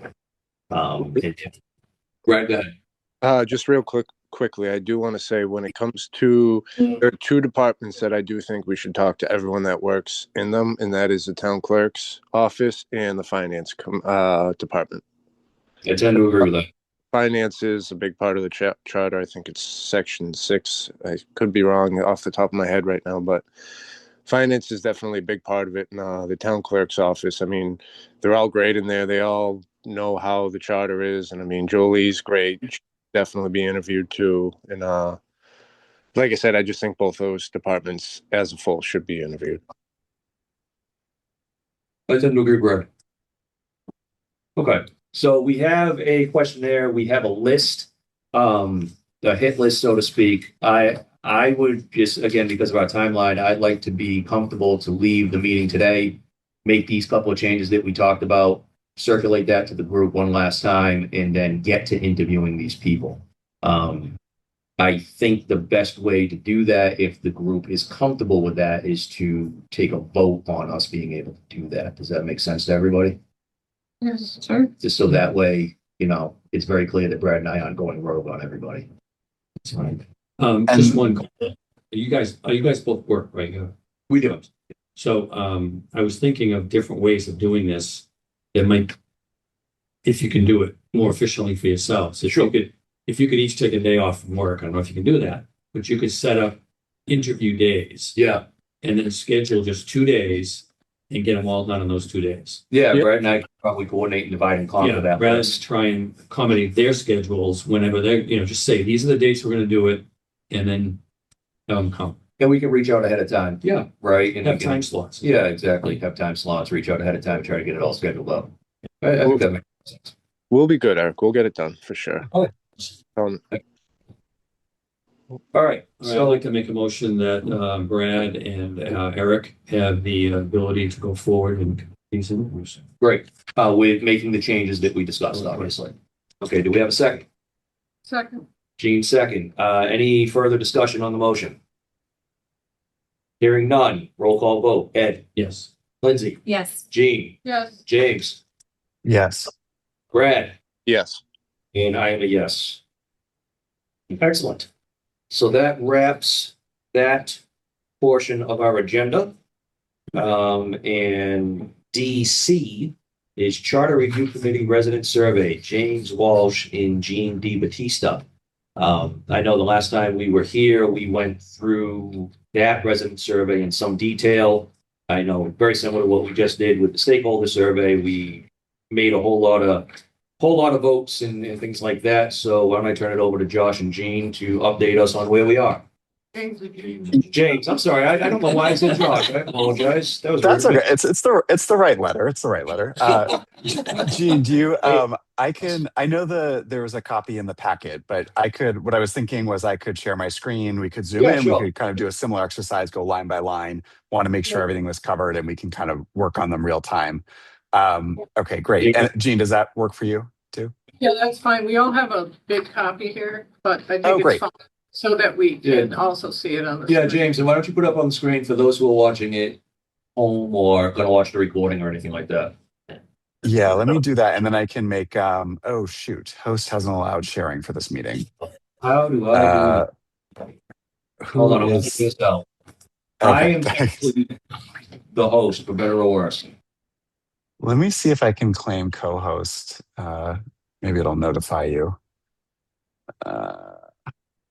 I can make you the co-host. Oh, Boom. great. Okay. Perfect. Thank you. Okay. And then that way I can make changes live too as we're making motions so that, okay. So just to quickly orient everybody, let me get my screen in order. So I've zoomed in. You'll have more columns on your sheet because we had some just internal notes as we were, reconciling all of this, as well as our comparison against the town manager survey. But just for visibility, I'll zoom in here. So we have the question, the type of response that it is, response choices, and then the additional context or subtitle, if you will, that we show to the respondent. So thought is, why don't I go through? Maybe I'll go through these first, just about yous, make sure everyone's comfortable with those, and then we go through the rest of them line by line. Does that work? Works for me, yeah. Cool. All right, so section 1 about you. Again, we're collecting full name, street address as text, and then how long have you lived in Bridgewater with a few different responses of less than 1 year, 1 to 5, 6 to 15, and 16 plus. And then finally, in the past year, have you attended a public meeting or contacted a town official or department? And it gives them the option to select one or the other or both or neither. And the goal in these, again, was to, one, collect enough information that we could use to validate against the census and make sure that we are limiting responses to citizens. And then to have some interesting kind of engagement and demographic data just to be able to slice the data that we get back. So, if we happen to find trends that show, newer residents have different needs or different perspectives than older residents, as well as, do those who have engaged actively in the past year have different perspectives than those who haven't, that might be an interesting slice to have. So I'll pause there. Any discussion on these? And then I believe the full name, street address would become anonymous, correct? Yes, that was right. So we were thinking of when we did a validation of, thought was maybe we use something like Google Forms, so we could first compare that against a street list, make sure, remove any non-resident or non-citizen input, and then remove those columns and enter it into the record. I like that. Can we do a little tiny overview before we go into all this detail? I think this whole section is, I don't even think we discussed it, so I don't think there was anything to change in that section, so we probably don't need to talk about it. But I just want to give the committee a little overview of the changes that we made.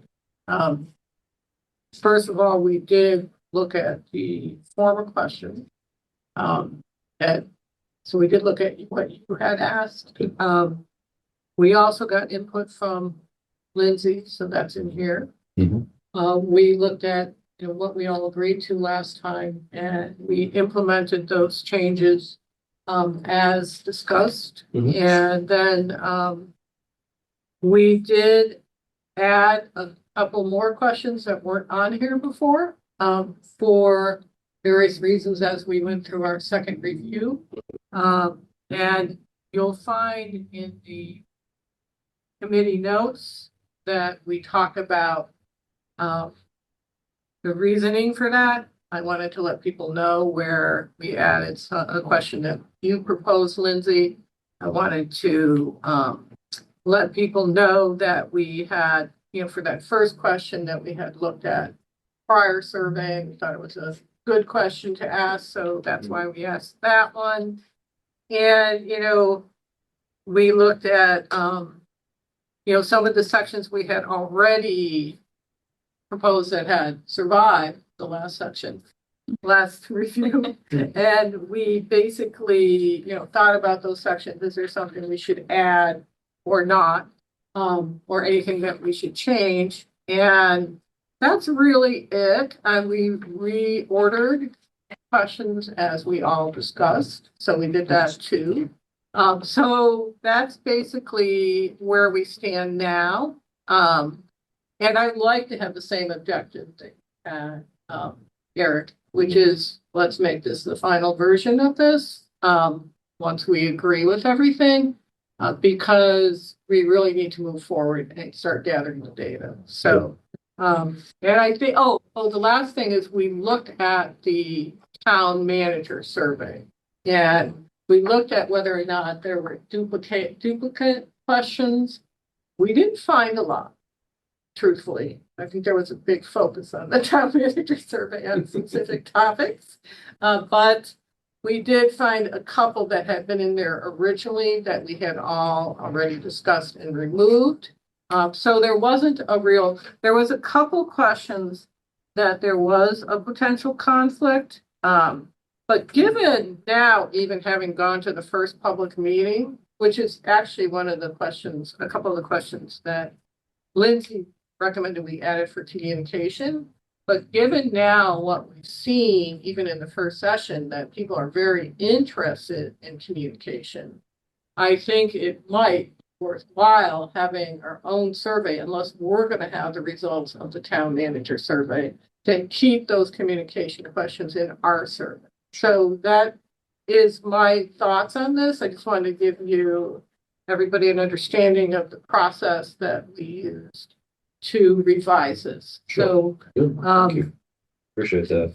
And to that point, I'll say, I think some redundancies between the two surveys, I think are fine. Because even if we get the results of the town manager survey, we may not get it in the timeline that we need. Yeah. Right. So, I agree where communication has been such an important issue that we've already heard. That makes some sense. So that's where we landed where we are now. And we added last time we talked, we wanted to add a couple finance questions. We did add some. I want to point out there was no finance questions on the last survey whatsoever. But basically, we did add a couple finance questions so that we put that in there too. And that is it. Now, James, you want to go through the questions? Yeah, and I'm making this just to open it for discussion because I want to make sure we're following the same pattern, the same process as the other survey. So I'll actually start by making a motion to keep section 1 about you, those first 4 questions as is. I'll second that. Made and seconded. Any discussion on the topic? Okay, hearing none, roll call vote. Ed? Yes. Lindsay? Yes. Jean? Yes. James? Yes. Brad? Yes. And I'm a yes. All right, Section one great. statement. All James, let's right. take section 2. Absolutely. So section 2, I want to keep this one consistent with what we just did. So with the other survey. So starting by getting a baseline of how familiar respondents are with the charter. So asking how familiar you are with the charter, and then taking this, like most of these, on a numeric scale from 1 to 5, where 1 is not familiar at all and 5 is very familiar. Okay. I like it. I'm gonna move that we keep section 2 as is. Second. Made and seconded. Any discussion? Hearing none. Roll call. Ed, Yes. Lindsay, Yes. Jean, Yes, James, Yes. Brad, Yes. and I'm a yes. Section 2 survives as is. All right. Okay, so section 3 here. Let's do these one by one. So first question in section 3, how satisfied are you that residents receive enough information about significant town decisions and initiatives to stay informed? And this would likewise be a numeric scale from 1 to 5, where 1 is least satisfied, 5 is most satisfied. by the way, it slightly changed the wording of your question so that it matched your rating scale, because you had most satisfied and least satisfied, but you didn't have satisfied in the question. Okay. So that, I slightly changed that question so it matched the numeric rating scale. So I know. Okay, I just thought I'd let you know. No worries. I remembered. Hey, thanks for including my questions. I appreciate it. You should make a motion since it's your question. Okay, I'll make a motion to move forward with that question, or to approve that question. I'll second it. Okay, made and seconded. Any discussion on question, I guess, 2? Hearing none. Roll call. Ed, Yes. Lindsay, Yes. Jean, Yes, James, Yes. Brad, Yes. and I'm a yes. Next roll call, I'm going backwards just to mess with everything. All right. This one, do you know how to, question 3, do you know how and when to weigh in on a decision before it is made by each of the following?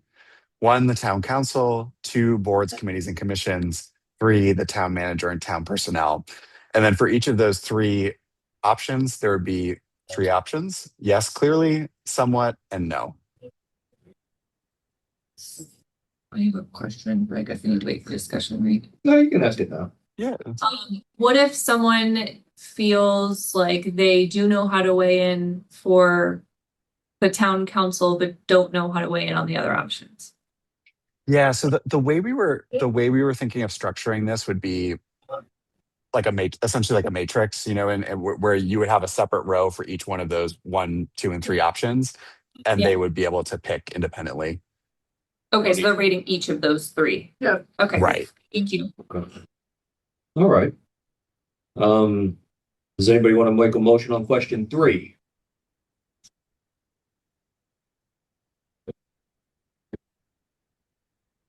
I'll make a motion to approve as written. Prove as written. Do we have a second? That's obviously. I'll second that.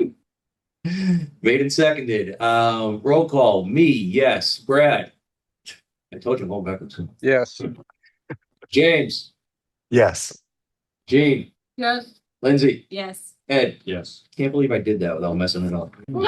No, let's not get carried away. James, don't take us to number It's 4. getting wild. All right. And I'm gonna keep 2 and 4 in view, because I know there was some discussion last time about similarities. So question 4, how easy is it to understand which town officials or bodies are responsible for making different types of decisions? And this would be a numeric scale where we're going from very difficult to very easy, 1 through 5. And this was your question to Lindsay. There was, as Jane said, 3 is similar to 4.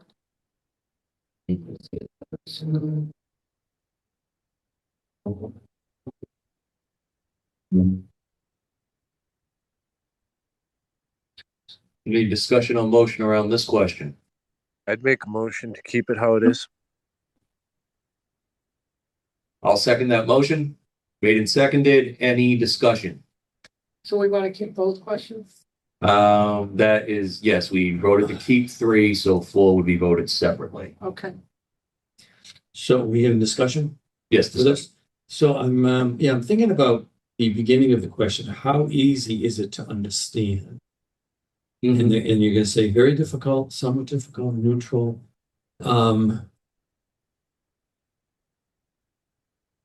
What is it gonna tell us? So if it's very difficult to understand, Mhm. then what is that telling us? That we have poor communication, that we have poor documentation? Yeah, go ahead, because there was actually an explanation I'm sorry, I didn't. Yeah. in the committee note, but So go what- ahead and read it. What I was thinking is that, if so many people, if there's an overwhelmingly amount of people that say difficult, we could examine the charter's governance structure. Maybe it's too complex or unclear and we just Okay. need to make it Okay, I didn't read just that. more That's black good. and A little white. more That's good. streamlined. All right, that helps. Thank Okay.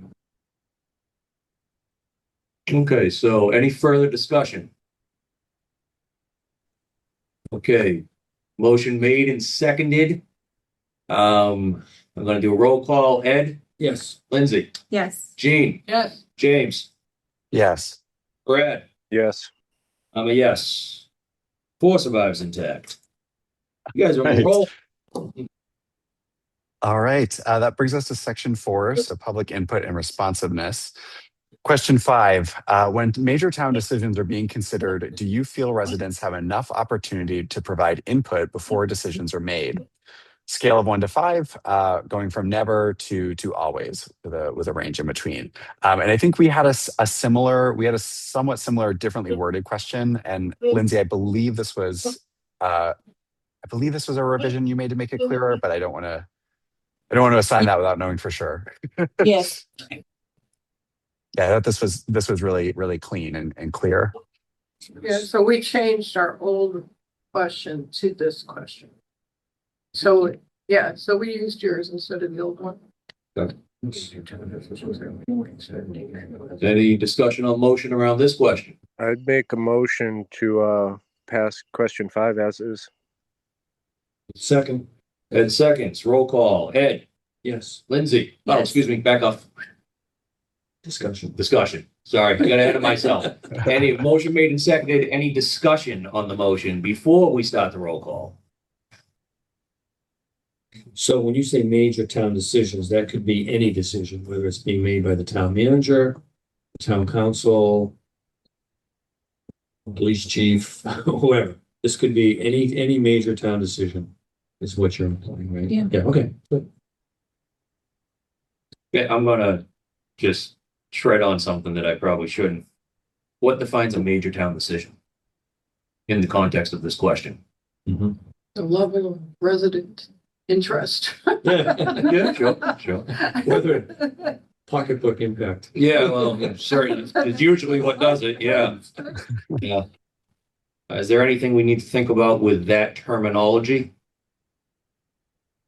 I think people have a general sense. Might be of splitting what that hairs. is, Yeah. Yeah. You know, because, basically, like if somebody comes before the town council and wants a liquor license, that's probably not a major decision Mhm. from the standpoint of, except for the person trying to get the liquor license. Right. Yeah. Something Somebody that who is just at large. Yeah. And wants to talk about connecting water to Brockton, then that would probably be considered a major decision by a lot of residents. So, Okay. Yeah. No, I think that's fair. Or even paving a road, right? Yeah. Yeah. Something like that. Capital cost. Yeah, something things like like that. that. Yeah.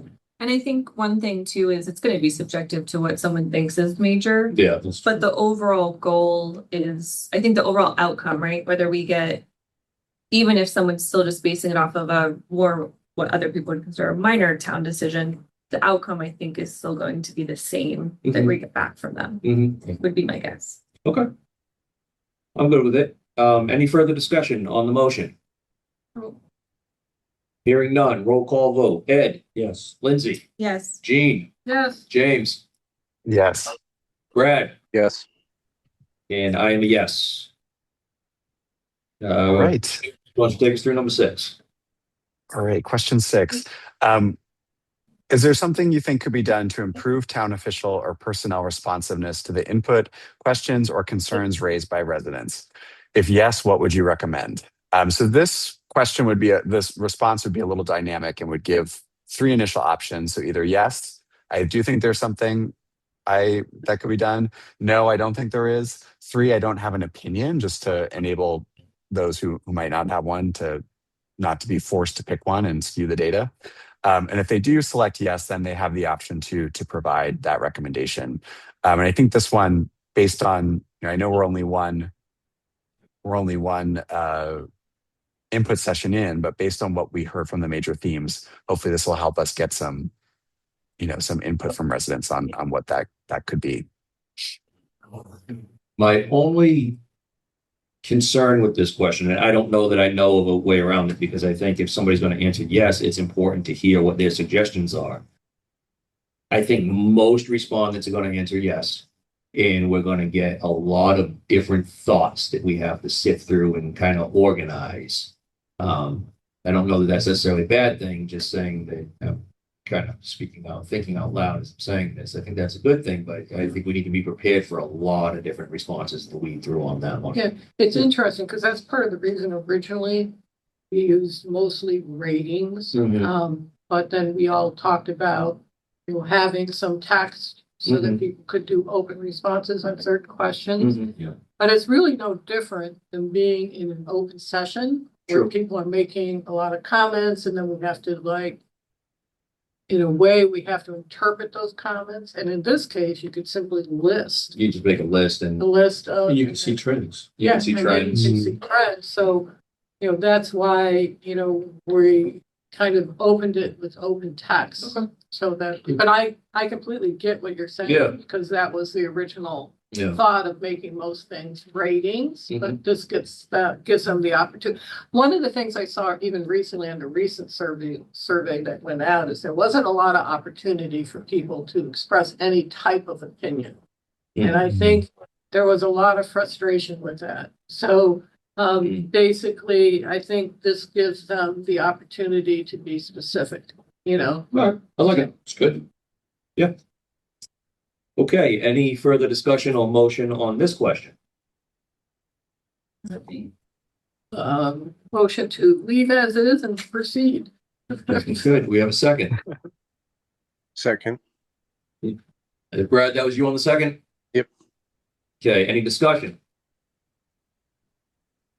Hearing none, roll call vote. Ed, Yes. Lindsay, Yes. Jean, Yes. James, Yes. Brad, Yes. I am a yes.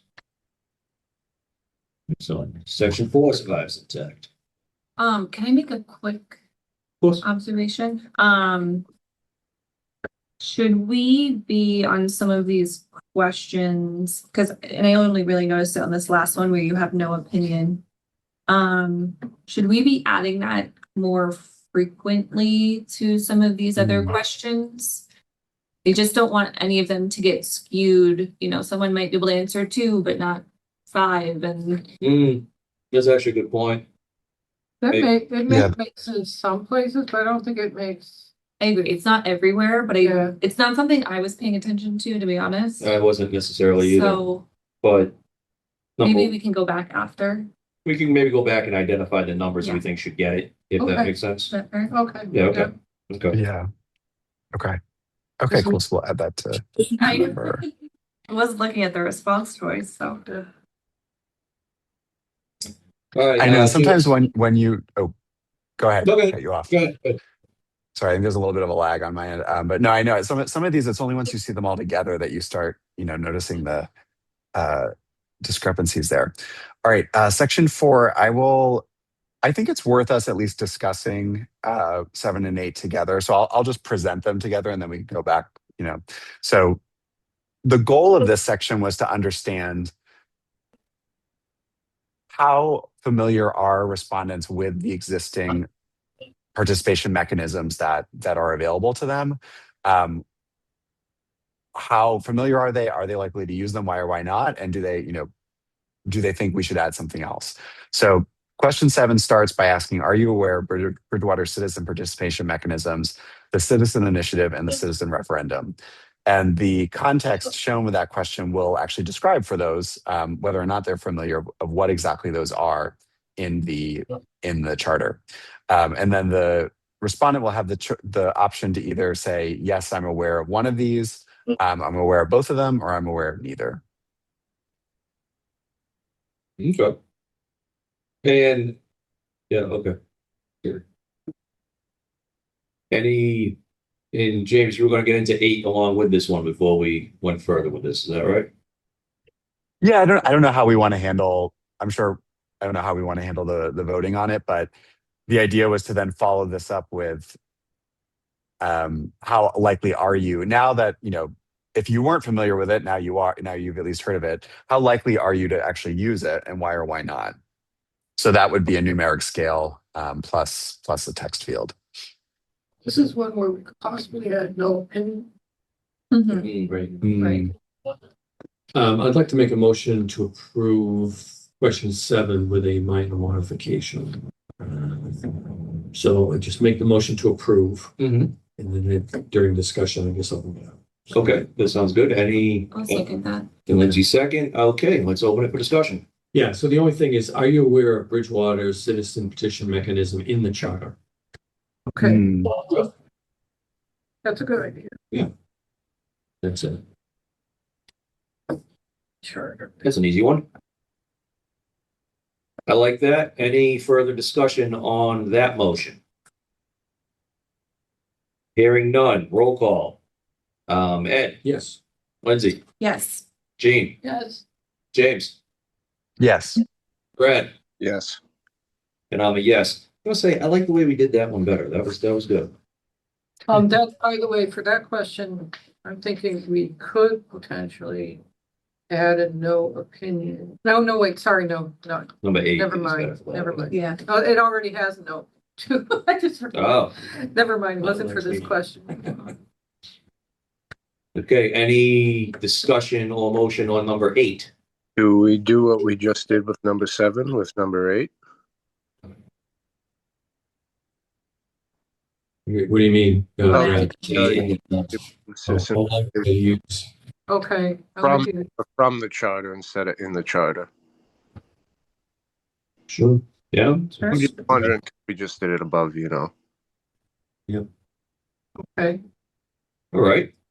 Any further discussion? Was there a motion made? Not yet.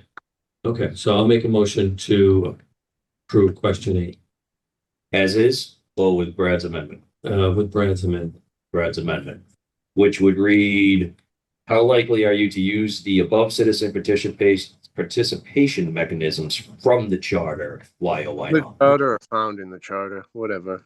Sounds oh, better. in the charter, In the charter, the same as. in the charter would be Yeah, probably in the the charter. best. In the charter. In the So charter. Need a second on the motion. Need a second. I'll second that. Lindsay seconds. Any discussion on the motion? No, but I would like to add to the response choice, no opinion, Okay, Well, or is that, would well, that be a second motion? that would be, That would be a second a motion. second motion. Are we discussing now? We can discuss. Because, the why or why not, trying to understand how that fits into the very likely Yeah, to not very likely. because that gives us information as to why they think they will or will not use it. But Like, we're not asking them to answer the text. Question Yeah, eight. we're- Yeah, there is a With text with- option at the end of text with eight. all. Okay. So it's 1 to 10 and then Single explain choice why. with text, I didn't see. Okay. I don't know that we really need no opinion here, but if you really feel strongly about it, I don't want to put no opinion on every rating scale. But maybe we should, I don't know. I think if they really had no opinion, they could put it. They put a 10, right? What? They would put a 10. Yeah, they would put it in, not likely at Yeah. all. yeah. Or, And- yeah. and- Sorry, I'm with that. And I'll do this as a separate motion, but as I'm looking at this for consistency, after this, I'll probably motion to swap the scale because I think above, we've always done negative at 1. I believe. Oh, yeah, that's true. So Yeah. 10 Okay, is so I'll do that separately, but Okay. Yeah, you're absolutely right. So before we get to that, any further discussion on the current motion to reword number 8? Hearing none, roll call vote. Ed, Yes. Lindsay, Yes. Jean, Yeah, James, yes. Brad, Yes. and I'm a yes. James, do you want to make another motion on this one? Yes, I'll make a motion to change the response scale for question 8 to 1, not likely at all, to 10, very likely. I'll second. Just before we continue that, which this was just something I missed, we changed the other scales to 1 to 5 to make it easier. Should we change this to 1 to 5 too? Because the other one's. Yes. Yeah, I think we should stay consistent. Oh. I will withdraw my motion. No, your motion is appropriate, but now it's 1 to 5. Amended. So, Amended. James, if you withdrew, why don't you make a motion? All right, I will make a motion to, for question 8, change response choices to 1, not likely at all, to 5, very likely, then text. Good. Second. Seconded by Ed. Any discussion on the motion? Hearing none, roll call. Ed, Yes. Lindsay, Yes. Jean, Yes. James, Yes. Brad, Yes. and I'm a yes. Okay, brings us to question number 9. Which is gonna be controversial. Well, not necessarily the Mark like him. James, you want to run us through that one? Sure. So question number 9, should Bridgewater's new recall provision include a recall mechanism for elected officials based on a no confidence vote? This would be a single choice of yes, no, or no opinion. And this one was still sitting in limbo, I believe, where we would have to, if we wanted to offer this question, we need to add some context of what that provision would actually be. I would like to Yeah. say something, which we have to open for Oh, discussion. no, you can, before we make a motion, you can say something. It might inform the motion. So we know that there's a recall provision that was just approved and it was an amendment. And it talks about things like recalling for like drugs, alcohol, where you've been, where you have been, actually on a high level, you've actually gone through some kind of legal issue, so on and so forth. So it's a pretty high standard that recently went through the council. Approved by the council, but not approved by the voters. April will go on the ballot. Oh, okay. So this might be premature since it won't be official until the voters will vote on In April? it in April. Okay, Yeah. but it might be something that we could say if they do vote yes, Yeah. should this be a Right, if recommendation? approved, if approved in Yeah, April, yeah. right, should it Yeah. include? Well, should it be if approved or should it be separate? What do you mean? So, Maybe I'm not understanding it correctly, but I think what Gene's saying is that the recall provision that's going to vote in April. Yeah. Talks about, can we recall somebody for basically getting in a whole bunch of legal trouble? Right, is that how I'm Yeah, that's understanding pretty it? much how it is. And what Yeah, this is basically saying is, can we recall somebody just based on a vote of no confidence? correct, but I don't think this would be included in April. It to wouldn't, Ed's so, point, it would be a recommendation, if that is approved, yes. that this be added to the recall. So it's contingent on the recall provision being approved by voters in April. but the recall provision would be for a specific reason. Right wouldn't it? now, the way it's written, yes. So if we came back and made this recommendation, would it make it to the ballot by No, April? we No, don't it want can't it to change make it to now. the ballot. It can't We change. want now. it, Right, it can't change. This is now. after the fact. Right, this is after the fact. So my thought is, okay, why does it have to be, why can't there be 2 separate recall provisions? Right, oh, I see what you mean. right, why does there have to be a recall provision for, legal trouble and a vote of no Oh, I confidence? see. Why can't there be, so, Two separate. yeah, a recall provision for, massive legal trouble, that whether that gets voted on in April or not, so be it. But why should that stop us from making a recommendation to the council, regardless of that vote, that there should be a no confidence provision? No, as for a no confidence provision, I think the standard would need to be really high, but this is just asking, should there be? Should there be? You know, Right, I just don't think we need to that tie would be the a two very high together standard. necessarily. Well, Yeah, you have a very good point. I didn't think of that. That's well, because there's one recall provision in the charter. right, The vote that did taken in April puts that in. Right now, we don't have one. right, So that puts in as the council just approved it. yep, All right. So if it gets approved, then it can be amended after that. sure, So we could put this in after the fact. But if it doesn't get approved, If it doesn't get does approved, that stop us from doing this? then I think before anything can be reintroduced, if I think there's a 2-year waiting period or something like that before a measure that's been voted down can be reintroduced. But would it be? Would we need to tie it to that? Because is it the same measure? Is it a different measure? Because it's for different reasons. Yeah. But it's So, still, yeah, I do think he has a point. I think you have a point, Eric, you know, that basically, this could be a completely separate add to the charter. you mean a whole new, Yeah, a new whole recall new, provision? a whole new recall provision based on no confidence versus on a legal issue related to drugs and alcohol. I didn't think about that before, but I think you had made a good point. And I mean, we could make a recommendation when the time comes to either, add it to a recall provision if it passes, or let it be a separate recall provision, right? There can be 2 recall provisions for different reasons. Yeah. Is my only thought. My only thought is that I'm not gonna make a big secret that I like the idea of this, right? Of a no confidence vote recall provision. But, and I think a lot of people will, but if the current one that's on the ballot in April goes down in flames. Yeah. Does that stop us? If we tie these 2 together now, does that then stop us from being able to make a recommendation here? We can't tie them together. We don't have to tie them together. I think that's what we're saying. It's already, you know what I'm saying? We can't change what's already been. No, I sent understand that, through. but I think the language that we were just talking about was saying, if the new recall provision goes into effect, Right, can we basically add a no confidence to it at a later date, yes. right? So what if it doesn't go into effect? So if it fails, Right. then we can still make a recommendation to the council, Mhm. I guess, to create a new recall provision. To create a new recall. Yeah, we need to check that legally though, because if something fails at the ballot box, like I said, there is some sort of a time period. There is, You yeah. can't reintroduce something. Well, Now, it won't be reintroduced exactly the same. Right. It'll be a modified version, but I don't know if that applies. So, but I think this is, I think, the key point. Maybe we need some legal help to figure this out. I don't know.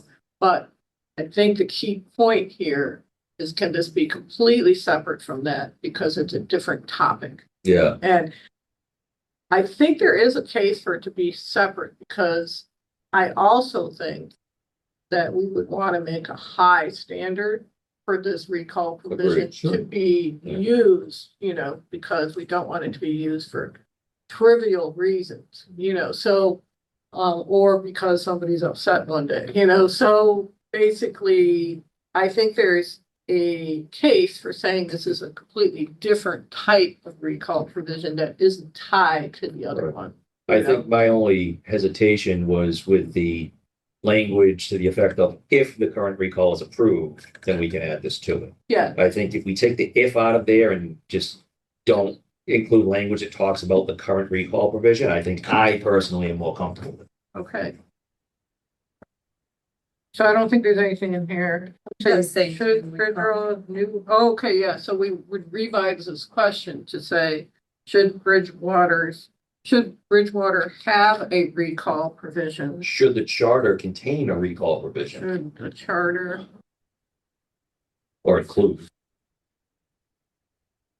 We're gonna open this for more discussion, right? We gotta make a motion, Okay. and then I'm just trying to get us to the motion, whatever it may should be. No, the that's fine. charter contain a recall provision based upon a no confidence vote? It's something to that effect. I think I like that language a little bit better. That's actually very important based upon what we just said. All right, so I jotted down the new version below here just for reference. Should We're Bridgewater discussing. charter contain a recall provision based upon a no confidence vote? That's good. I'm gonna move that we change number 9 to that language. Second. Okay, I'm gonna give Ed the second on this one.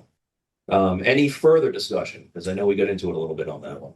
So I guess I have a discussion around the topic in general. Mhm. Should we open that up right now?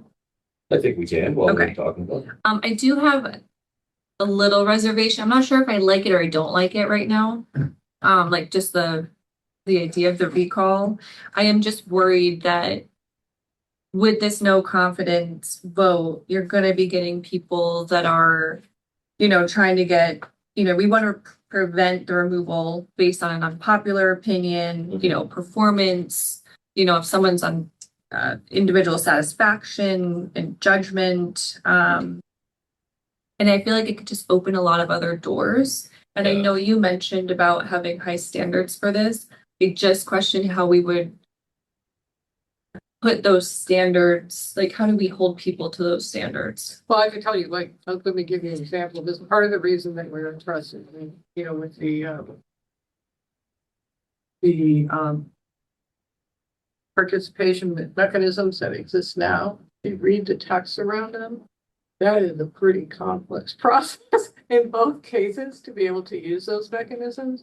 So if you put standards in that require, for instance, you can put a standard in that says you have to have like 500 signatures, or you can put a standard in that says you have just to get this on a town vote for a recall. And you can say that, it's not like you get the 500 signatures and you're not done. It goes to a town vote next, or it goes through the attorney to make sure it's properly routed, routed and properly handled before you can proceed. So you put in checks that make it so it's not like, okay, I got 10 signatures because I'm mad about this decision and this person is not. It's like you have to get this many signatures. It has to then be looked at by the town council and the town attorney, and then it has to be, I'm not saying that's the process, but I'm saying example, and then it has to be voted on by the town.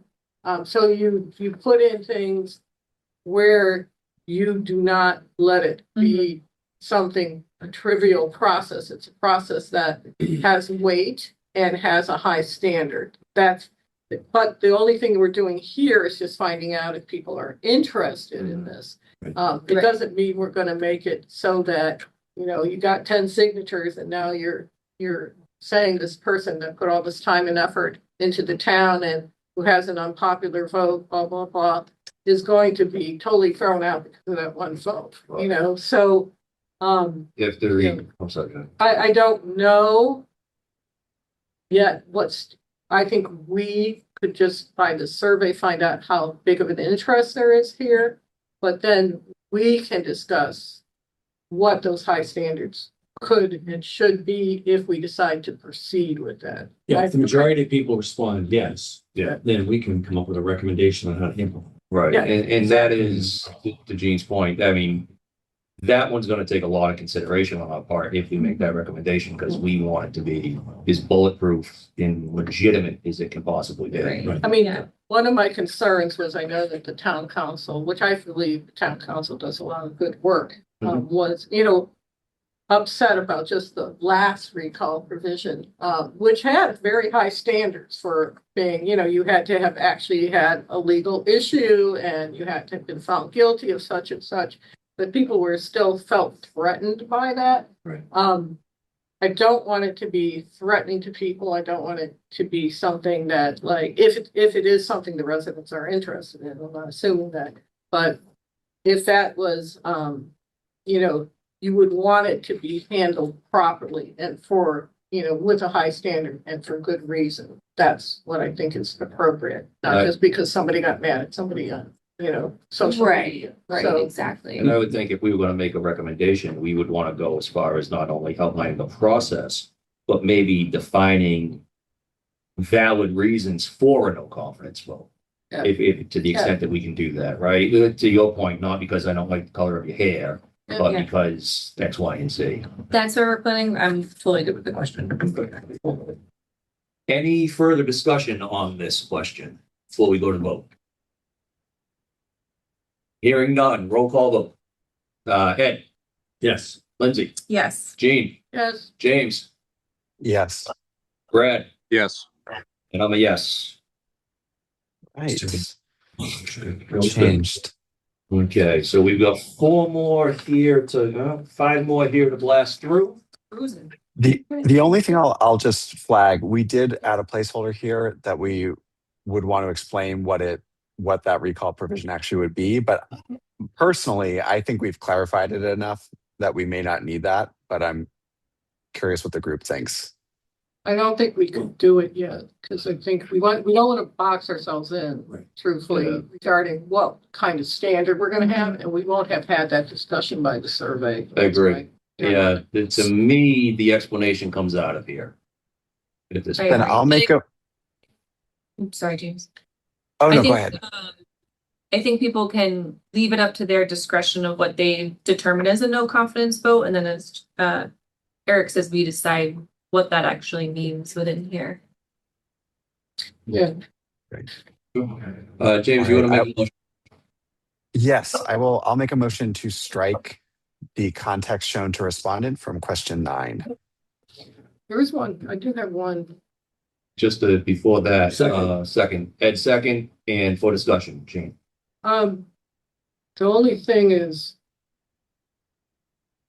one thing that just occurred to me right now is, right now we're saying, should Bridgewater's charter contain a recall provision based upon a no confidence vote, but we didn't say a recall of what? Is it the town council we're talking about? Yeah, I mean, Is you're it making, elected you're making provision? an assumption that people know what a recall is. So it is a council, town council, right? Is it town council? Is Or it, an you know, elected Yes. town official. could it be It could any be could elected be any official? elected town. Yeah, it could be a library trustee. It could be any elected official. So it could be Tina. We only have 3 groups of elected officials. Should we say of elected, of elected officials, and recall provision of elected officials Yes. based on a no confidence? Yes, vote? elected officials. That's good. Good Is it- clarification. Our intention in, I think the answer to this has to be yes, to be fair, but it can be any elected official, right? So it's not just the counselor. It could, like you said, be the town clerk, could be a library trustee. Correct. Okay. Yeah, so we need to add, James, after mechanism for elected officials. Let's do that as a second motion after we Okay. finish this one. Okay, Okay, so on this motion to strike the context shown to respondent, is there any further discussion? No. Hearing none, roll call vote. Ed, Yes. Lindsay, Yes. Gene, yes, James, Yes. Brad, Yes. I'm a yes. Gene, do you want to make that other motion? the other motion is to, after the word mechanism, to add 4 elected officials. There is no word mechanism. Yeah, not in the rewording. Should Bridgewater charters contain a recall provision for elected officials based upon? Yeah, for elected officials. Good. I'll second that motion. Ed second, any discussion? Just really quick, I know we're gonna keep it separate, but the current one, so it does refer to them as elected officials. And it also says any holder of an elected office in the town of Bridgewater. Mhm. So just want to put that out there of, Is that the same thing? It really It is. Is that For redundant? elected officials. yeah, so it's probably, if this goes through and we decide, we just want to make. That sure can we be in follow our it. recommendation if we Yeah, want to follow this that is specific where- language. Okay. All right, any further discussion? Hearing none on the motion, Ed, Yes. Lindsay, Yes. Gene, Yes, James, Yes. Brad, Yes. and I'm a yes. Right. Okay, number 10. All right. So we're moving into section 5 now. So budget and finance. So these were 2 questions based on the conversation and some of the input we got after last cycle. Last session rather. So question 10, is 45 days enough time for the town council to review the annual budget provided to the clerk of the town council by the town manager? Why or why not? And this would be a single choice of either yes, no, or no opinion, followed by an open text field. Yes. Good. I'll make a motion to approve as written. Second, any discussion? Hearing none on the motion, Ed, Lindsay, Yes. Gene, yes, James, Yes. Brad, Yes. and I'm a yes. All right. So then question 11, do you have any recommendations for improvements to the budget process as outlined in the town charter? If yes, please provide those recommendations. And this would be the same response choice of yes, no, no opinion, followed by a text field. I'll look that. I'll make a motion, we keep that one as written. Second, Second by Gene, any discussion? Hearing none, roll call vote. Ed, Yes. Lindsay, Yes. Gene, yes, James, Yes. Brad, Yes. and I'm a yes. All right. Last section. So these are all of our open-ended free text questions. We had 3 of them out of our last session. So first one, question 12. Are you satisfied that the current town form of government most effectively serves town residents? And this would have some context for respondents that says, Bridgewater currently operates under a council manager form of government. An elected town council represents residents and an appointed town manager handles administration. Elected officials decide on residents' behalf after hearing their input. We talked about this one quite a bit at the last go round, and I think this wording seems to encapsulate what we discussed pretty well. So I'm going to move that we keep number 12 as is. second, Second by Gene. Any discussion on the motion?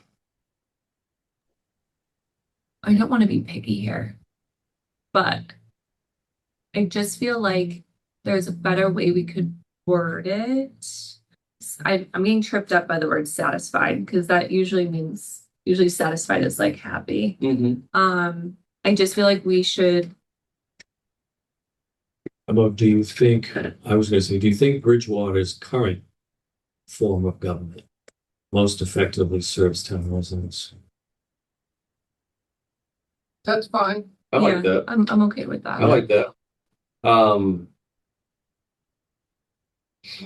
Okay, I'm going to withdraw my motion. And I'm going to make a new motion. That question 12 be reworded. Do you think that Bridgewater's current form of government most effectively serves town residents? I'll second that. Seconded by Lindsay. Any further discussion? Hearing none, roll call vote. Ed, Yes. Lindsay, Yes. Gene, Yes, James, Yes. Brad. Yep.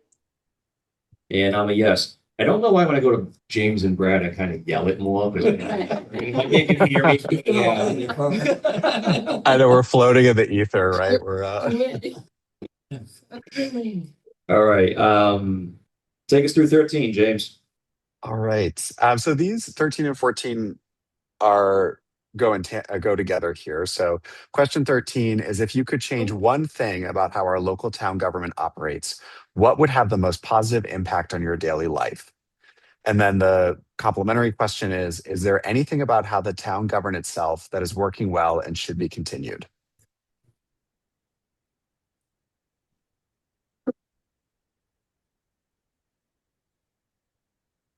so in the first question, we're kind of asking, what could be improved? And the second question is asking, what should we preserve? Okay. Because you like how it's operating. Okay. Both are great. Yeah, I think those are valid questions. I'll move that we keep both as is, 13 and 14 as is. I'll second. If anyone. Second by Brad. Any discussion on the motion?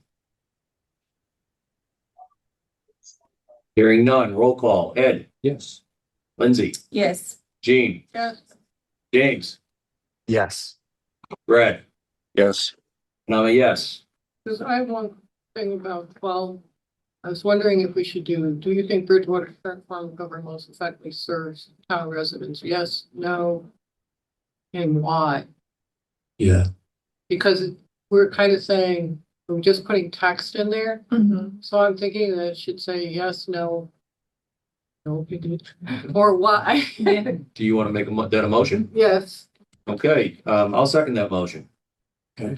Any discussion? So the response type is going to change, James? yeah, so it'll be a Give me single choice with single text. choice with text. And then yes, no opinion text. Yeah, and then text. All right.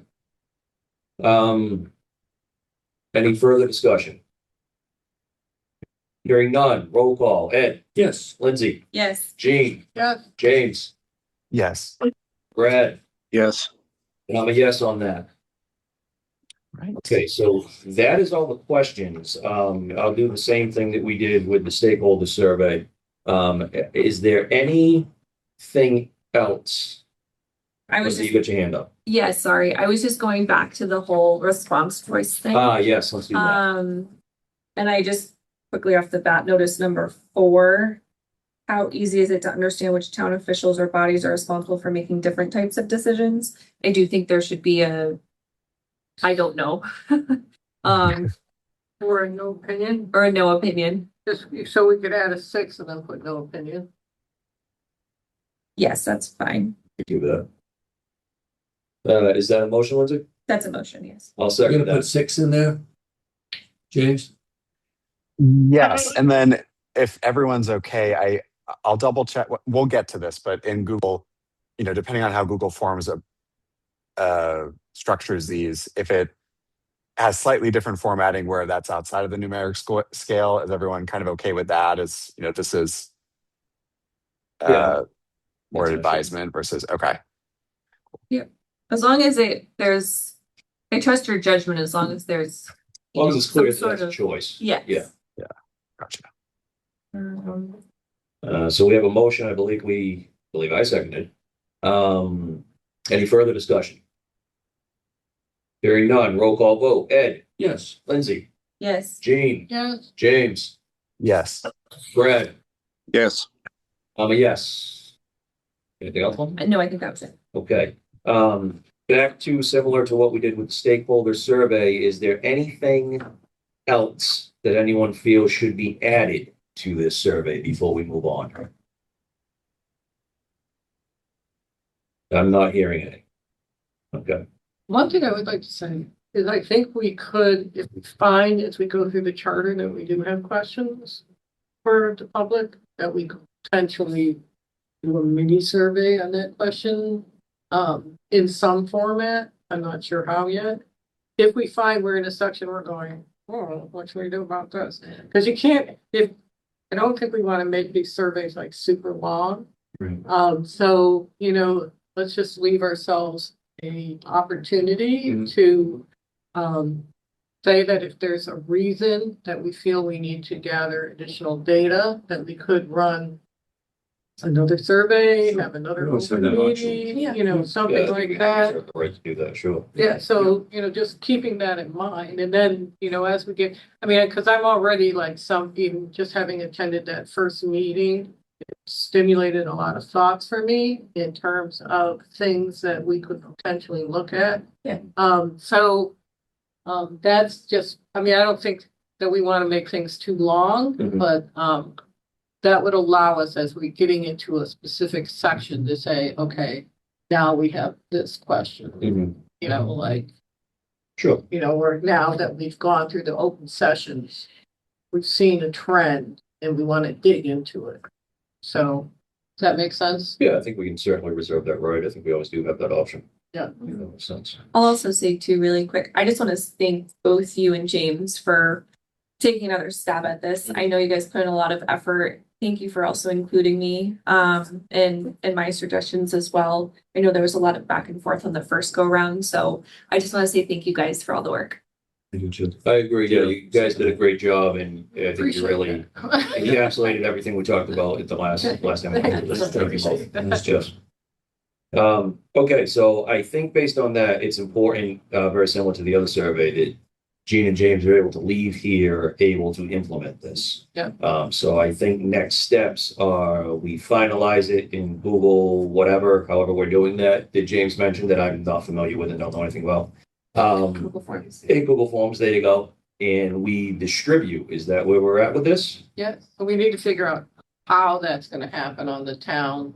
We want to do it from the town website, so we need to figure out with Deb or whoever, Okay. IT, how that needs to happen, right, James? Or did you already get any information on that? Yes, we did. So, did I speak over someone? No, I know you asked. Oh. I'm just saying. Yes. So I think my point of view would be we could leave tonight by saying this is locked in. We're comfortable with this as it's written. I'll send the updated, copy just to everyone for their records. And then I could work to get this into Google Forms. And as long as we have that link then to the Google Form survey, we could give that to Tina and Deb to blast out. Lindsay, I could give that to you to, if you want to include that in future resident forums. Once we have that link, we can kind of distribute that as we see fit. So I think we're in a spot where we could say, yes, we're comfortable with this. And then Jean and I can run with getting it built and distributed. The only thing I would say for us is, talking about Google Forms, but we need to check to make sure the town doesn't want us to use a specific tool or format for this, because they've had other surveys come out and stuff. So I think we should find that out. That's the only thing. Yeah, I think it should work through Debbie, and she can put you in touch with Brad, the IT director, and you can talk with him about whether he has any specific requirements or, whatever. But you also mentioned earlier about sort of ensuring that we only have residents that are filling this out. So do we need to still pursue that validation check process? Can I ask you? Yeah.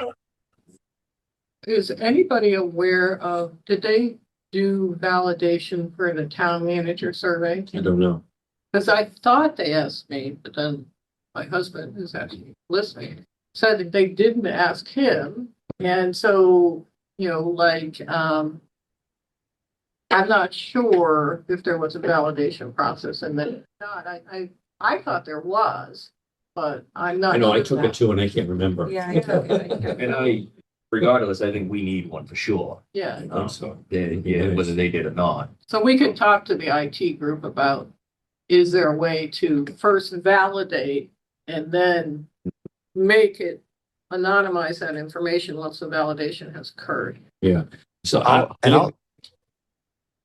was just gonna say, I'll double check with Tina again. The last time I spoke with her, I believe what she said was that, Revise is the platform that IT uses that we could provide these requirements to them and see if they're able to accommodate the way we've structured.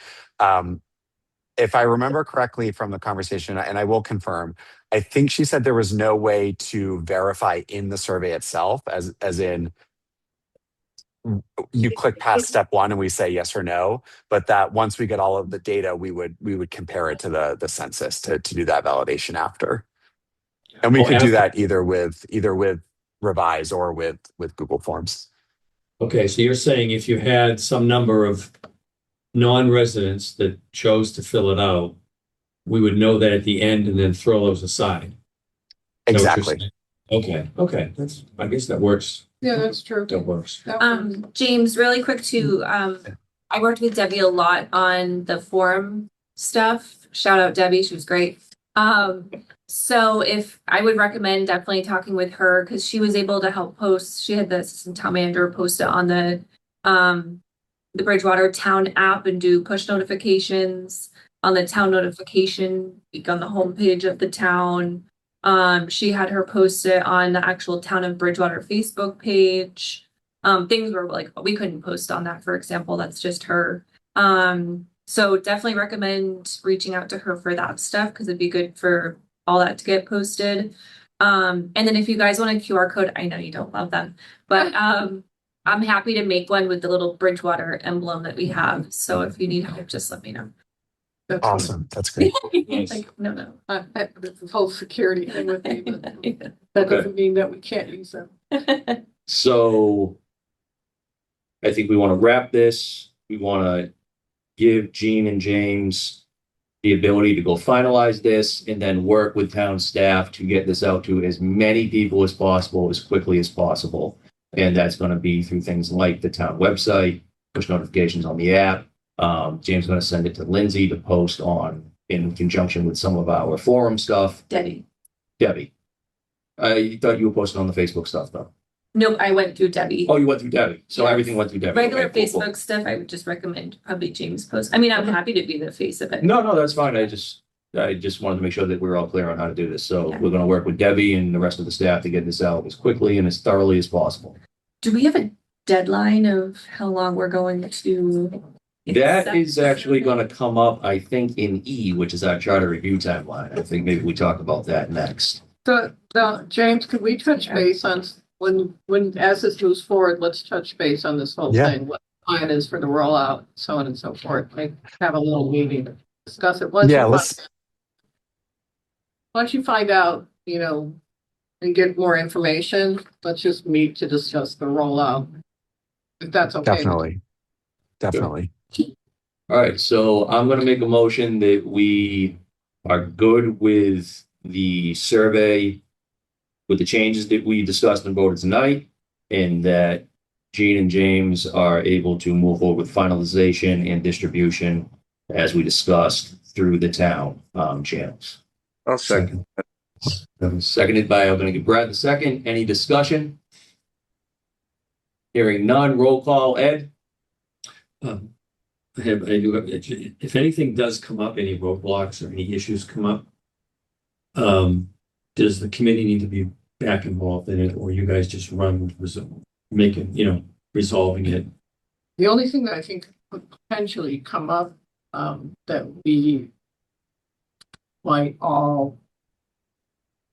need to make some kind of decision on is if they have limitations on what we want to do, like we want to have a rating scale and a text option together. Can they do that? I do it. So that we could run into that if it's serious enough that we think we need input from you guys, then we can all reconvene. Like if we have to say, okay, we're gonna have to change this question to have no text because I can't do both, then I think we probably would want to just do a little check-in to say, hey, this is substantially changing based upon their capabilities. Okay.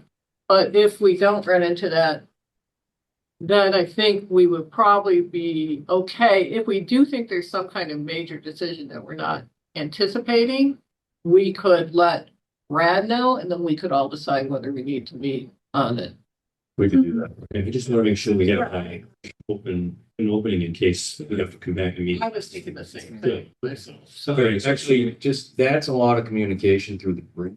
If we do feel that we're in a snag and we need to meet again, instead of running through Brad, why don't we run it through Deb?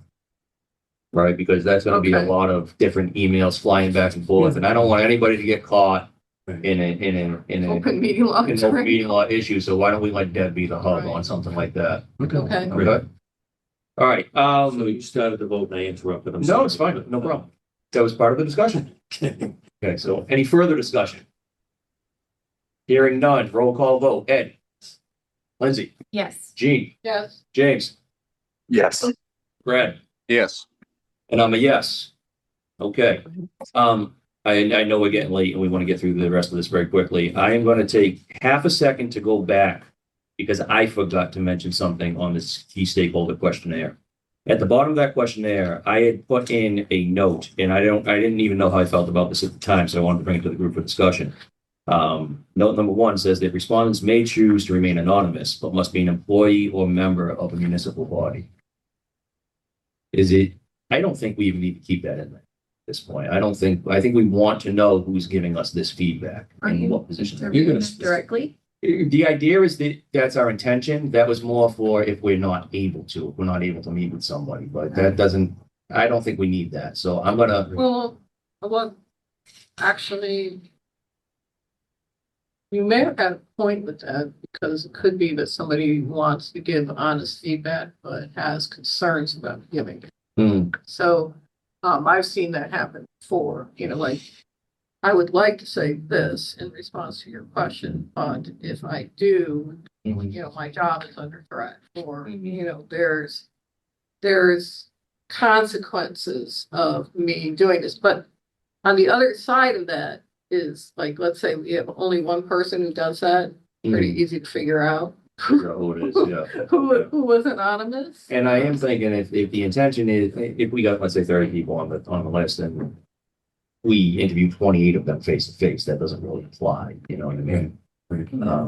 So I do understand your point, but I am going to make a motion myself that we strike that and make it so that the respondents cannot be anonymous to that particular survey. Very similar to what we're doing with the with the resident survey. But this is targeted. You have specific individuals We do have specific. that you're gonna yeah. meet with or send it to. Yes, So it's exactly. not like you're sending it out To to anybody. anybody. Right, So I think right. you're right. I don't think I think that it needs to applies. go. Hey, I hadn't gone all the way through it when I put that in. It just occurred to me after the fact, so I wanted to just make sure we're on the same page and probably get it out of there. Okay. So I'm gonna move that we strike it. Do we have a second? Second. Ed, second. Open for discussion. Hearing none, roll call vote. Ed, Yes. Lindsay, Yes. Jean, Yes, James, Yes. Brad. Yes. I'm a yes. Okay. E, charter review timeline. Let's blast through this one somewhat quickly. I think with regard to timeline at this point. And- Lindsay, remind me, when is the last forum? September 12th. September 12th. Yep. So I would think that we would want results to all surveys back by no later than September 12th at the latest. So that way, at the end of the day on September 12th, we have all the data. And then we start crunching the data. Does that, Be under a month. That would be under a month. think that's too fast? let Like- me ask you a question. Yeah. When is our meetings in September? Do we have this on the books yet? We do not. Not Do we have the next meeting on the book yet? I This scheduled meeting? I think No, that you have it on the 26th of August. We have one on the But 26th. that's the last one. That's the last one that we currently have scheduled? Yeah. Okay. So I think as far as stakeholder surveys, 30 days is fine, but that may not apply to residents as well. So we might want to be up till the end of September to get those back. Is that fair? We just don't know how long it's gonna take to implement. Yeah. When we talk to IT, we don't wanna give them like In no time. no time to fill it out. So, cause it does take residents a while. Sure, Well, sure. why don't we give them our target? See if they can meet our target. And to that And point, if they can't, then we extend, I mean, and to that point, I Would think we we, then let you know that it needs to be extended because they're telling us that like they need 2 weeks to implement the survey on the town website. yeah, we may want to have that discussion so we keep our timeline right. Because what I'm thinking right now is ideally we get all data back by the end of September. We crunch it, spend the month of October at least crunching it. And then get to work on starting to make revisions from November to May. 'Cause that's basically what we have. What if we said we'd like it to be September 15th, but if we run into issues, we'll make it end of September. And then, issues in terms of implementation, Mhm. and then crunch the data as fast as we can. Well, I'm almost thinking we start with September 30th. Okay, And then we can always That's adjust good from enough there time. if we have to. Does that make sense? yeah, and that's good. That's enough time, Yeah. I think, September 30th. Yeah. And I think to that point, the stakeholder survey, Brad and I can kind of control that timeline a little bit. We probably want to add some information to the resident survey when we need it back by.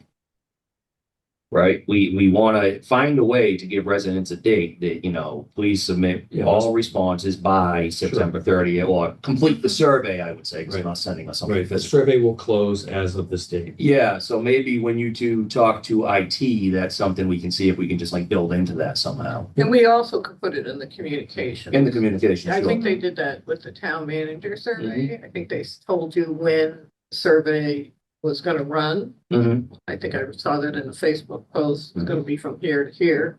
So you can also put it in your actual communications. The survey will close on. You can put it on the website. The survey will close on, Perfect. So, Perfect. But just find an effective way to communicate that, I think. yeah. So as far as timeline, if we're gaming it out and, correct me if anybody has a better idea. We close surveys, all surveys by September 30th. Yeah, it works. Our goal will be to spend October basically crunching data. And then November, we endeavor to spend the last 6 months of this thing applying that data and making Informing recommendations. informing recommendations. Does that sound good to everybody? Just looking back on Scott's detailed work plan, that he given us last meeting.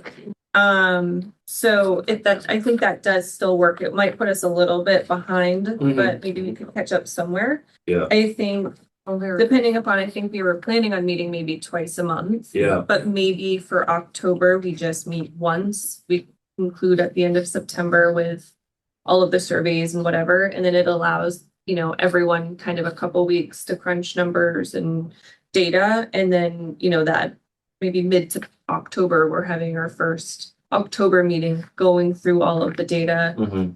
and everything like that, and then come November, you know, we'll kick off on, you know, Article 1, which he originally started up beginning of October, but so we'll just be a little bit of like a month behind of this original detailed plan, but I think that would be fine. Do we think that's reasonable based on where we are, or do we think we need to try more to stick to what Scott had outlined prior? I certainly don't want to go over Scott's head just because he's not Well, here. so the first meeting in October, he's saying review public comments received through September. So that would be the beginning of starting to look at. That's basically what we're talking. Categorize the comments by charter article. So we'll Okay. start to form that. So I think close. I think we're close. Yeah. I mean, he starts talking about reviewing Article 1 on meeting 1, but Yeah, But that'll that get might pushed that off. isn't be a little stretch. Oh, it is Article 1. Yeah, that'll get pushed off, but So maybe Article 1 and Article 2 could move to meeting 2 together. Right. yeah, Yeah, that might make sense. It'll just depend upon how quickly we can crunch the numbers in time for the first meeting in Yeah. October. Okay. Yeah. I think that makes sense. And then, do we need to take a vote on that timeline, or do we just put that in the minutes? That's our Should we goal. discuss it? Okay. Yeah. And we reserve the right to amend as necessary. Let's talk about next meetings for a minute. So technically, I think our next meeting is currently scheduled for the 26th. 26th. Correct. Are we gonna be able to be productive at that meeting where we are right now?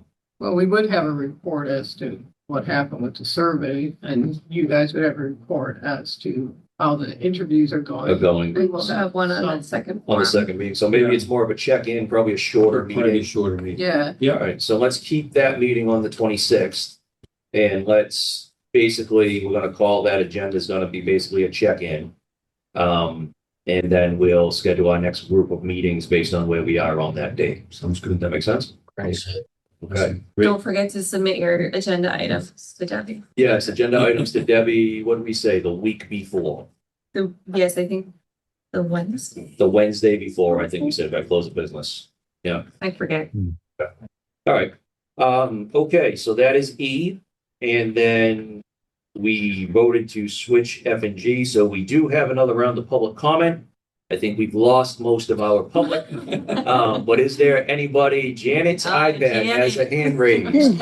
Yes, Janet, please, just Hi, to be, please state your name and address again if you would. yep. Janet Hanson, the only one that stays to the end. We appreciate it, Janet.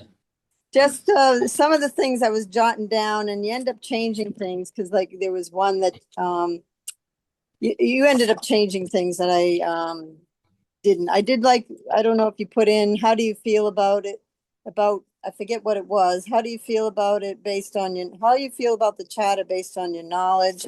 I don't know if that kind of got in there, but I'll just go down my list, because I know it's late.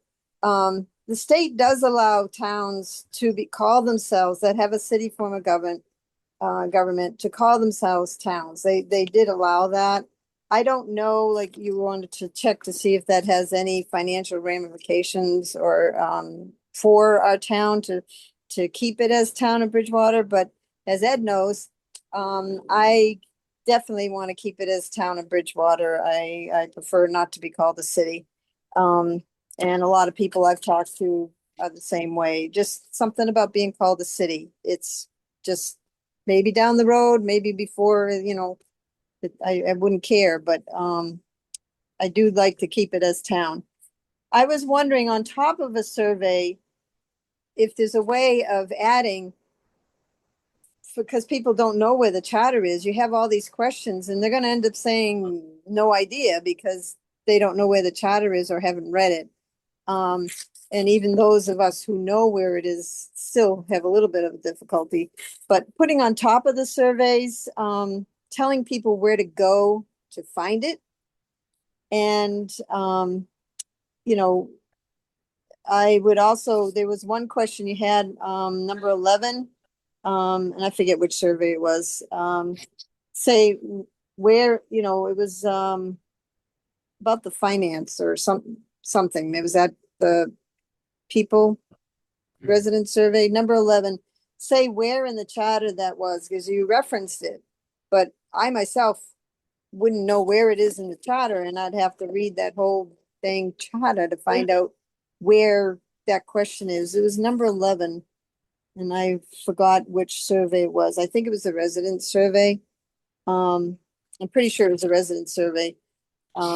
Is there a way of saying it's on page, something, or a section, what the section is? Because I know there's a table of content, or at least I hope the table of content's there, but that would be difficult. And as far as keeping things anonymous, I get it that you need to make sure people are residents, and I don't know how you can get around it, but I do know if some people, including myself, even though I'm making myself known on these, some people would be reluctant if they know their name is going to be there. So, but you say you're going to be taking it off or eliminating it at some point. So is there a way of also including, you put your name, but just so you know, the name is not going anywhere, or it's going to be removed, just so people can be reassured? Because usually surveys are anonymous. So that's my only concern on that would be some people may not want to fill it out because you're asking for their name. Counselors, you mentioned about question about if how many precincts or counselors we should have. I think things are set up because of populations. So precincts are aligned so that not one counselor is going to have 100 people under them, and another one's going to have 1,000. So that is this distribution is based on the population. So that may or may not be something that you could actually include in the charter. I'm not sure, but it is based on population. So it's not something you can easily change, because it can't be one counselor holding over, a lot more people in their district. Sorry. And I was wondering who we can tell to separate the charter from the town code, rather than wait as a recommendation from the charter, rather than wait till June to have that done, would be to find out, can it be separated now? Because that would make life easier, even though town manager Dunton had put it together. It's got to be easily for people to read.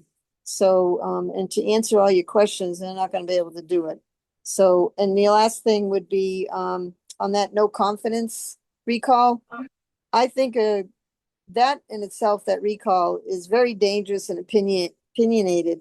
And, what would constitute something to be no confidence? I don't see how that can be a valid recall reason.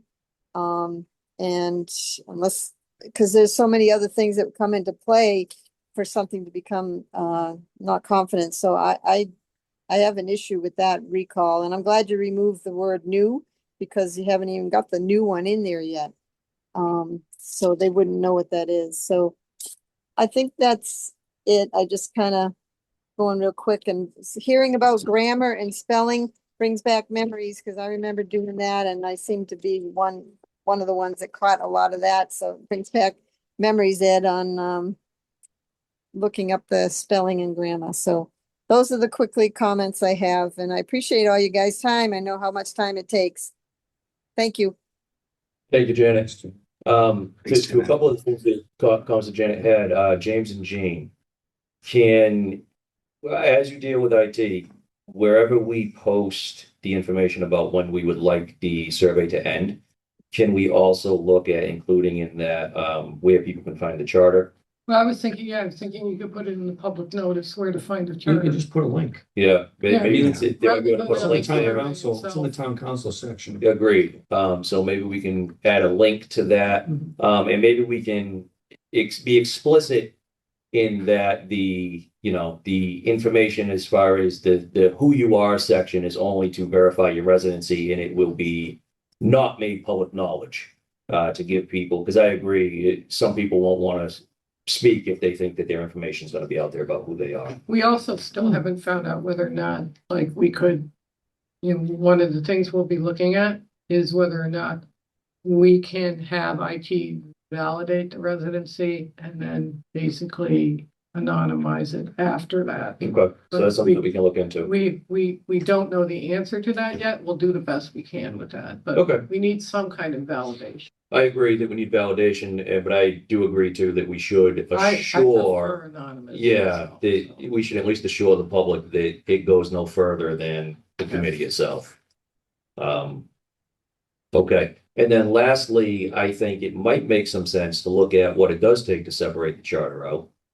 Even if it's just we extract it from the code and just leave it somewhere where people can click the link and get to just that, and it's still in the code document itself. So I think I'll take on looking into if that can be done. And what it takes to. Ask Deborah. I'm gonna ask Deb. I'm gonna start You there. should let her run with it. She can probably. Yeah, I think I'm gonna start there. And again, I don't mind leaving it in the code, but if we can simplify everybody's life and just have a separate PDF that has that too, just with Right. quick ease of use right now for this survey purpose, I think it makes sense. You can go to like splitmypdf.com. Exactly. Yeah, exactly. It's very easy to do. I just don't know Split that, my document. I don't know that necessarily needs to be an act of Congress, so that's what I'm trying to Right, avoid. right. And let's see what happens with that. Okay, well, we are at the end of our agenda. If nobody has anything else, does anybody want to make a motion to adjourn? I will. Gene? Second. Second. Any discussion? Nope. No discussion. Roll call. Ed, Yes. Lindsay, Yes. Gene, Yes. James, Yes. Brad, Yes. and I'm a yes. All right, thank you, everybody. Good job tonight. Good work, everybody. You did an awesome. Thank you, sir. Fill Thank in. you. Good night. Thank you. Thank you. Good job, guys. Very productive. Thank It was. you.